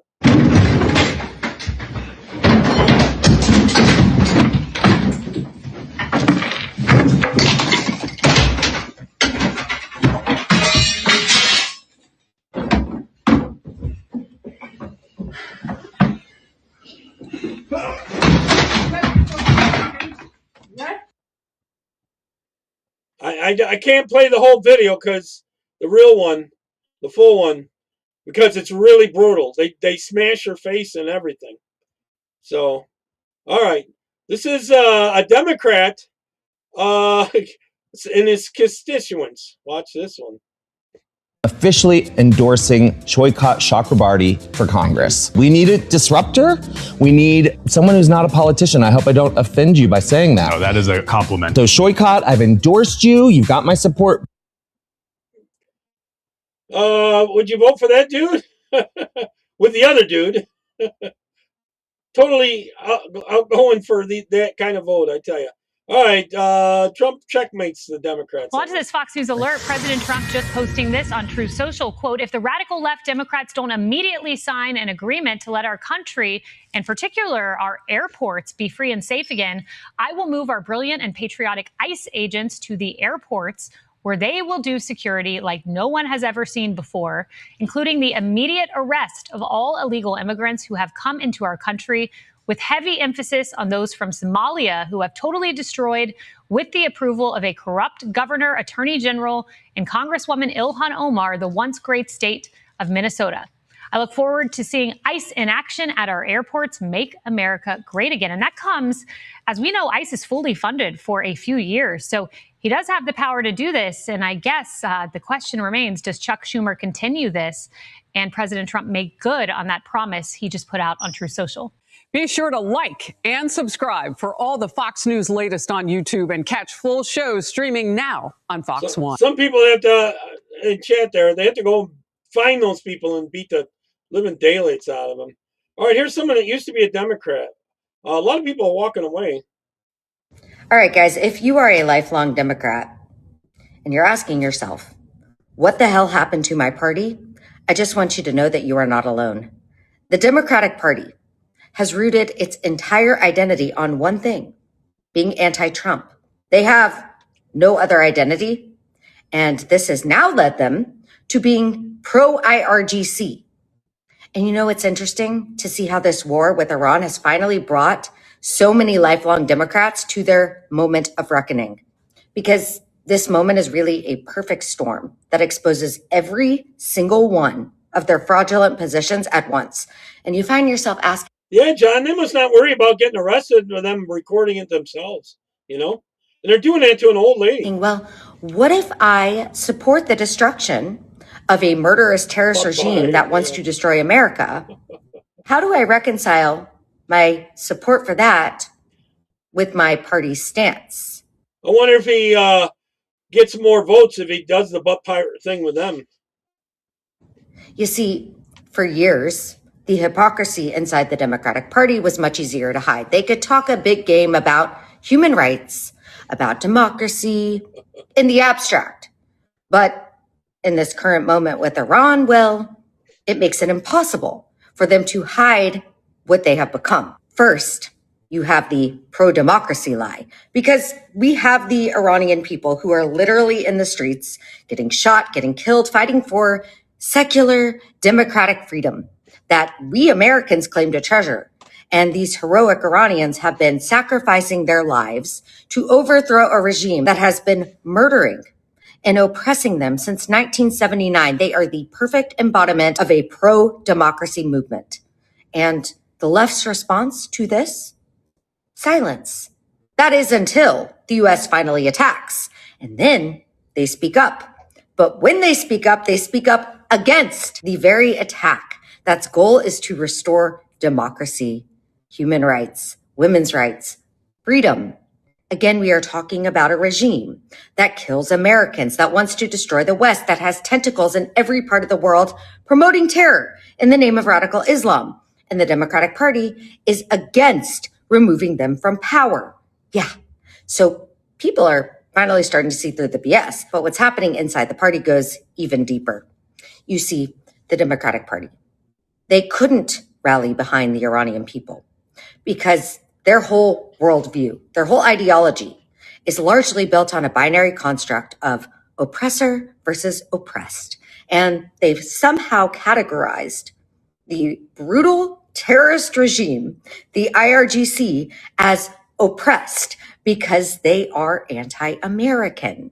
Now, this is a level of moral sickness that is so depraved. They have actually convinced themselves that America is the oppressor of the world. And so anyone against us is a victim, even when they are murderous terrorists. It is a real illness. And I'm going to prove it to you in real time. You see, because the moment when the US attacked the IRGC, the Democratic Party had a choice. They could either side with America and the freedoms and the values that this country was built on while simultaneously siding with the Iranian people who want these actual oppressors, murderous terrorists, gone, or they could side with their one true guiding principle, which is whatever Trump does is bad. And they did what they always do. They went up against Trump, though this time that meant siding with the largest exporter of terrorism in the world. And that's when it clicked for people that the party stance, it's not about freedom. It's not about democracy. It's not about national security. It's not about human rights, because this moment made it impossible not to see that the Democratic Party arrived at their stance on the war with Iran through the one principle that they currently hold, which is political opposition. They would rather defend the strategic interests of a terrorist state than support Donald Trump. You're right. They've already launched one that has gone far enough to reach England. Colin. They do have missiles that can reach England. They do have some that might be able to reach California. It's close. For weakening them, the hollowness of what the party has become has been revealed, because when your entire ideology collapses into being against one person, then you really have no ideology. You have nothing. And the war with Iran has proved in real time that the Democratic Party has completely unraveled. It is not about what is right and what is wrong or what is best for America or the world. It is only about being against Trump. And when you see that truth laid bare, whether or not you like Trump, you cannot unsee it. So to my friends out there who are feeling politically homeless today, I just want you to know that you did not abandon the Democratic Party. They abandoned you. Don't worry, Colin. STARMER's not going to do anything. I don't think he's going to do a thing about it. He'll let him put a nuke on the end of that and then hit England, huh? That's what I think. All right, here's Colorado. They're doing red flag logs now. They're making it you have to prove you're innocent first. Not that they have to prove you're guilty. That's how bad it is in Colorado on red flag laws. We heard a lot of testimony, but I also have a lot of personal information here when it comes to how these they want to take your guns. Red flag laws actually take place. I know it was brought up in committee that there's like a 48 or 72 hour, I think it's 3-day time frame. I'm just saying numbers that somebody can they go to the house, they confiscate, then there's a setting for whether or not they're actually guilty of something, and then they have 72 hours to come and confiscate the weapon. That's not actually what happens. We have too much evidence, too many people that have testified that they come get the first knock on the door is to come get the weapons. That's the first thing that happened. And this is before anybody has ever investigated this. So in other words, you are guilty until proven innocent. This is consistent with this law. The red flag laws are you are guilty until proven innocent. We've had people have their guns taken away and have been kept for 2 years, 3 years. There are many, many testimonies about this. There are even articles in the newspaper in Colorado Springs about this, that this person still has not been able to get their firearm back. And they were found, they were exonerated. There was no issue for red flag, and they were never given their firearms back. Some people are still waiting. There was an article also done about a prize shotgun that was confiscated. The first time they heard something was the knock on the door. They come in, they take a family heirloom shotgun, and this has been over 2 years. They still have it. They have not had it returned. But we're supposed to stand here at this dais and say, oh, that doesn't happen. Well, do some homework. It's happening. It's happening regularly. Because in this setting, not in the United States of America and the republic that we have built and stand on, but when it comes to red flag, you are guilty first. And then you have to somehow prove your innocence. And then you have to come back and try to figure out how to get your possessions back that were confiscated illegally by our own government and kept away from people in the process. This is where we actually are in the state of Colorado. We unconstitutionally take people's possessions because we've deemed them to be these horrible weapons that they are in danger of using on themselves or somebody else, because we come up with these ideas of red flag laws, that we come up with this. And I don't... Yeah, it was 4,000, not 400. I don't know any of the sheriffs that you're talking about were involved here. I just know this. This is an attack on the Second Amendment. This is an attack on the rights of the people. I don't know too many sheriffs that like that. I don't know any of the ones involved in this, but they don't like it when they are... And they think actually they can shoot them further than that. Even. Forced to go to somebody's house and break the Constitution. And their accuracy isn't that good yet. But they're only trying to hit people anyways. They don't care about military. Break the law. And we've heard that from many, many, many sheriffs in Texas. They'll die if they can kill us. Testimony. The first time this bill came through, which was egregious then, the second time that we see this, and every single time we're going to add a red flag law to this, we are breaking the Constitution. That is illegal. But guess what? In the near future, we're going to go back to the Constitution. So I would like to move. I do move 049 to 004. As a proper motion, give us a moment to get that displayed. And while we are getting that displayed, members, we have 28 minutes, 45 seconds remaining. I probably won't take all of that. That is properly displayed to the amendment. Representative Bottoms. This amendment says that a law enforcement agency or officer thereof shall not seize the respondent's property or firearms until after a court has issued a temporary extreme risk protection order or an extreme risk protection order pursuant to this part 1, and the respondent has seen the order. Now, we heard in testimony that, actually, we heard this in testimony mostly from the sponsors of the bill, not from people testifying, because the people testifying said, no, this actually happens quite a bit. You get your firearms taken, and then you can't get them back. And then we're going to be told here in a minute or two that that's not true. That doesn't happen. It does happen. But let's just say that I've lost it, and I have no evidence that this has happened. Nobody trying to find any way possible. Here in New York, what they've done is they made it almost impossible to get bullets. They came and testified. Nobody sent emails about this. Nobody talked to the newspaper or the TV or anything. Let's just say I made all that up right now, which actually you can verify. Well, then there's no reason to run this, because if they're not taking the weapons until after this has been investigated and they have been actually found, now I know this is still a civil issue, but if they have actually been found guilty and then their weapons are taken from them, then there's no problem with this amendment. But seeing as how we've had multiple times when they've come in and confiscated firearms, and many of those people still do not have them back after being found innocent of any of these accusations, then this should be an easy amendment to embrace and adopt. Because this one, hold on, this one's constitutional. I know that that's odd in this room, but this one's constitutional. Let's let people be found guilty and not after they have gone through the process, rather than found guilty and then go through the process and have their guns confiscated just because somebody down the road that could just be taken out of vendetta has said they're guilty. And the one that was in the gun that was talked about in the Gazette was over $100,000 valued shotgun, fairly heirloom, still has not been returned. Let's just go by the Constitution. Let's just go by the Constitution for funsies. Yeah, I heard something about red flag laws there. I don't think every red flag law is written the same, but I don't tend not to trust them on any of them. All right, here's Stephen Miller. At the beginning of this administration, we asked every state, red and blue, to share with us their voter rolls so that we could scrub it against the DHS file of illegal aliens to remove illegal aliens from their voting rolls. Every blue state refused. California refused. Minnesota refused. New York refused.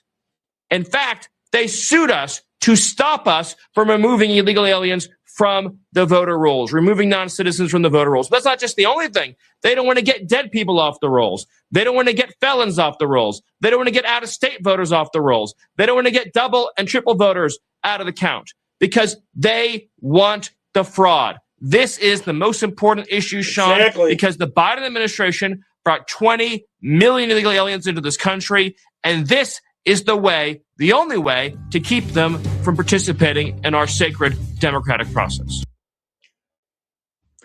I had a wild conversation with the sheriff of our city today, and I had to share it.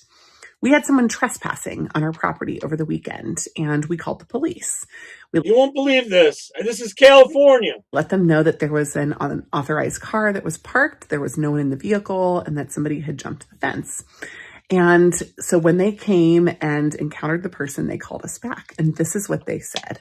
They said that we should do a better job as property owners not to let people trespass on our property.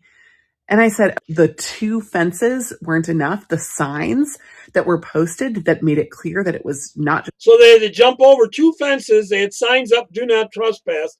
And it's a homeowner's fault? Just private property, but no one was allowed on it, weren't enough. And what she said was, actually, you need to, in order for us to arrest somebody who's been trespassing, file a form in the state of California to ensure. That means you also pay for that permit. That property allows for the police to prosecute trespassing. It has to be notarized and delivered back to the sheriff's department. This is one of the craziest things that I've encountered as a property owner in California. You better believe I'm filing that paperwork tomorrow. But if you think we should do more than respond to crazy laws and we should actually repeal them and make change in Sacramento, that's what I'm working on. Join me. Yep, it's well ahead of it, I tell you that. All right, I'll just play this. The documents contain emails, allegedly, from the senior vice president of the George Soros Open Society Foundation. He quotes a Clinton campaign advisor saying, quote, "It will be a long-term affair and to demonize Putin and Trump," and adds that, quote, "Later, the FBI will put more oil into the fire," unquote. Other emails reveal Hillary Clinton approved the idea of tying Trump and Russia to election interference. And that was a scheme, hoping the allegations would distract people from her own email scandal. These documents provide clear evidence that Hillary Clinton's campaign was behind the Russia hoax and that the FBI knew what the Clinton team was up to, acknowledging that the info they were receiving about the Trump campaign may have come from the Clinton camp. Despite this, the Obama intel community forged ahead with their 2017 assessment, concluding that Russia aspired to help Trump win the election. Yep. All right, the next one is about mortgage fraud. 17 million. Watch this. An early morning FBI fraud takedown across LA County.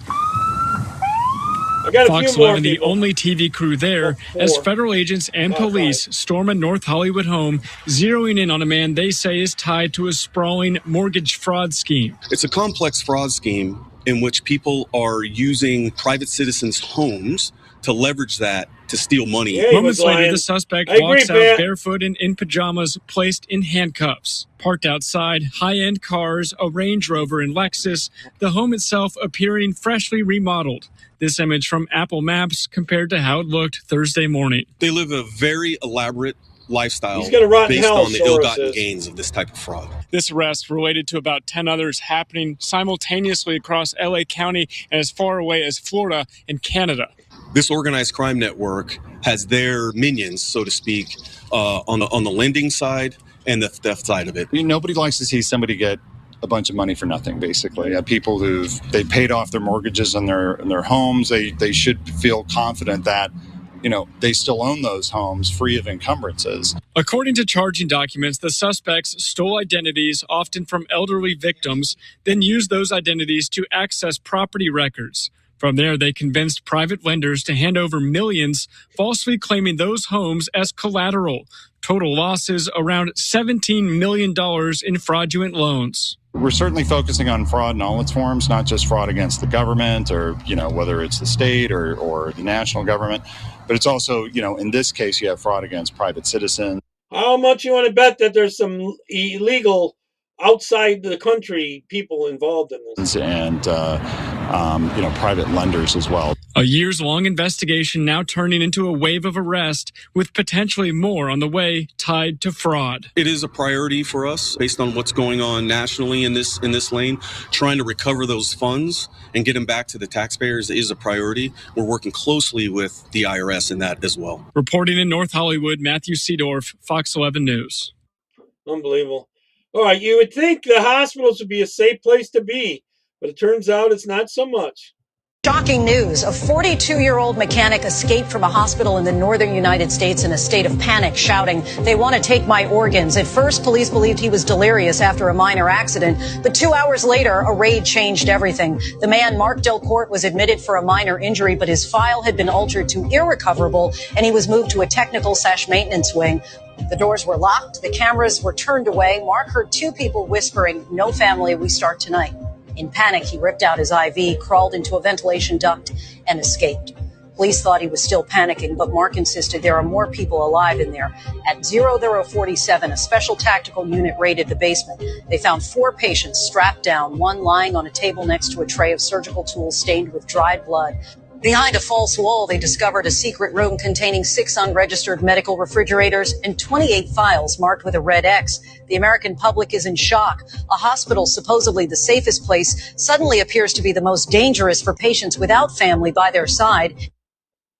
Yeah, I don't trust hospitals much anymore. There's no one with any morals still in there. All right, let's play this one. I think the fact that we don't have voter ID in places like California is extremely unusual in democracies across the globe. There's maybe like 2 or 3 democracies in the world that don't have it. This is just kind of like a standard administrative requirement in a well-functioning democracy. So I think we should just have it. We should get this over. We should move on with our lives. It shouldn't be a big controversial issue. Excuse me for being so ignorant, asking last question. This is definitely my last question. What do you mean you don't have voter ID in California? Too, huh? Could you please elaborate specifically on that for my audience that may not know? Yeah, California does not have voter ID. You don't need to present it to register. You don't need to present it to vote. As a matter of fact, the state passed a law forbidding voter ID. So cities, counties, if they want forbidding ID, they're not allowed to under state law. What? When did that happen? A couple of years ago, because I think it was Orange County. They wanted to have their own requirements, so the state passed a law saying, nope, you're not allowed to. Voter ID is not only not required, it is actively forbidden. Well, that's right. That's it right there. That's why the SAVE Act been proposed. Right there, the state of California. That's what the Republicans going to lean on as an excuse to definitely push forth the SAVE Act. Right there. Right there. I can't believe it. I didn't even know that, sir. I'm embarrassed to admit. There's a lot of crazy things going on in California, but I think, you are seeing a return to sanity in some. And you thought Minnesota was corrupt. Ways, and I see it Democrats, Republicans, and independents in California who are saying, we need to do some things differently in this state. Well, by the way, last thing. I'm hearing the 2 Republicans are in first and second out there because they got so many candidates as part of it. And if they finish first and second, the Democrats can't win it because it's an open primary. That no voter eligibility. Democrats did that in the past because they could get 2 Democrats 1-2, and then it helps them down ballot. So it's going to help us in midterms. Quiet. That's Gavin Newsom. Last 2 years, that was Gavin Newsom. Correct. Well, so the law saying that a locality cannot have its own voter ID requirement. That was Newsom. There you go. That was Newsom. That's all I needed to know. Thank you, sir. Representative Kevin Colley right here with Stephen A. Really appreciate your time. Thank you so much. Good luck moving forward. Know that you're always welcome to come back here anytime, sir. Anytime. Thanks so much. Really appreciate it. Thank you. One and only Representative Colley right here with Stephen A. Straight Shooter with Stephen A. Sirius XM POTUS Radio, channel 124. This one I labeled, this is why we're seeing so many attacks on families from the left. Karl Marx died broke, never held a job, and let his children starve, but he had a lot of opinions on how your family should be structured. In 1840, yeah, this is about Karl Marx. 48, he published the Communist Manifesto. The world knows this as an economic theory. What they don't teach you is that it explicitly calls for the abolishment of the family. Not reform, not improvement, abolishment. His co-author and bankroller Ingalls went even further with his work, The Origin of the Family, Private Property, and the State, arguing that the moment a man claimed a woman as his wife was the moment her oppression began. The home wasn't sacred, it was the original prison. This wasn't a footnote, this was the point. Marx saw the family the same way that he saw capitalism, a power structure built to keep the powerless in chains, and like capitalism, his solution was to burn it down and start over. He wasn't liberating women either, he was transferring ownership from the family to the state, from one institution to another. Marx didn't want women free. He wanted them dependent on a different master. This man looked at the family, the oldest, most universal human institution in history, present in every culture, every civilization, every religion, and decided it was the problem. Not poverty, not war, not disease, the family. Marx poisoned the water, and we've been drinking it ever since. Say this, part 2 is coming. Yeah, we must do that, Marianne. We must expose all the fraud. That's the only way to start fixing it. That's where we got to start. All right, 2 more. This is about the ARGC. I can't even say it. Dang. That's the Iranian leadership, the Islamic ones. So the IRGC, Guards of the Islamic Republic, captured 5 nurses that were helping injured protesters. They shot and killed 2 of them. The other 3 were gang raped. The IRGC guards shoved objects up their private parts, severely damaged their intestines, leading them to be on stoma, essentially a poo bag. 1 was a virgin. A womb was destroyed, leading to a hysterectomy, a full hysterectomy, meaning that the whole womb and the ovaries had to be removed. What is this?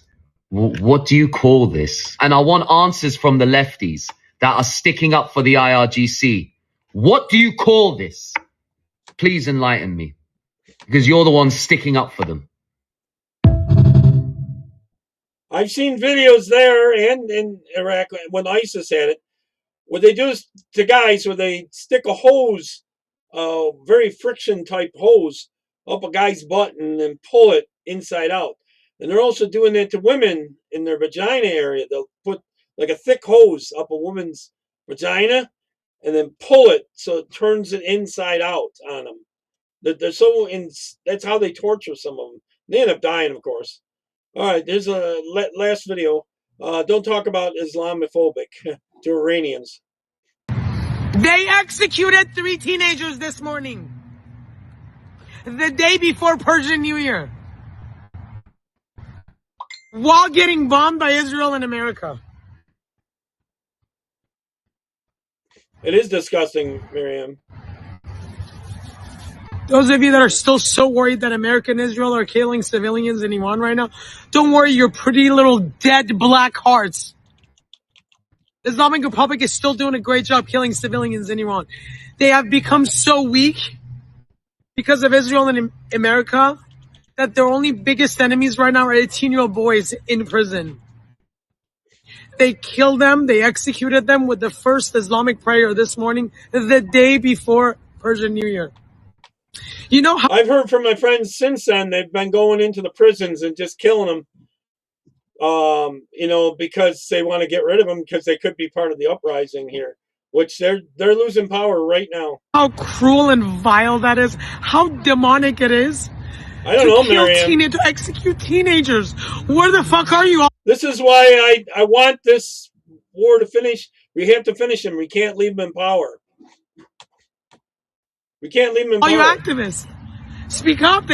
We can't let them recover after this. They have to be finished. Kill teenagers.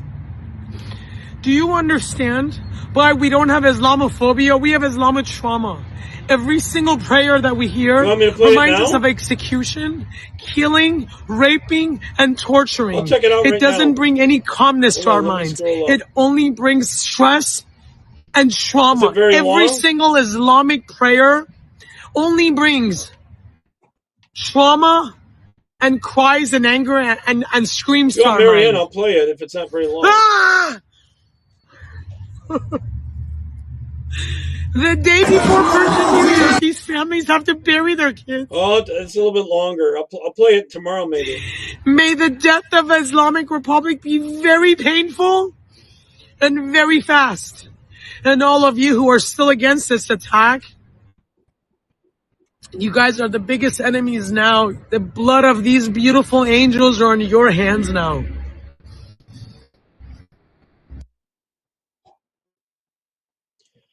Okay, I'll play you that tomorrow. Who was it, Marianne, that was saying that? Let me get back over here. I'm on the wrong page right now. Yeah, I'll play that tomorrow. It's a little bit longer. Okay? All right, everyone. God bless. See you all tomorrow. Bye-bye. I gotta get on the right page to end this. Later.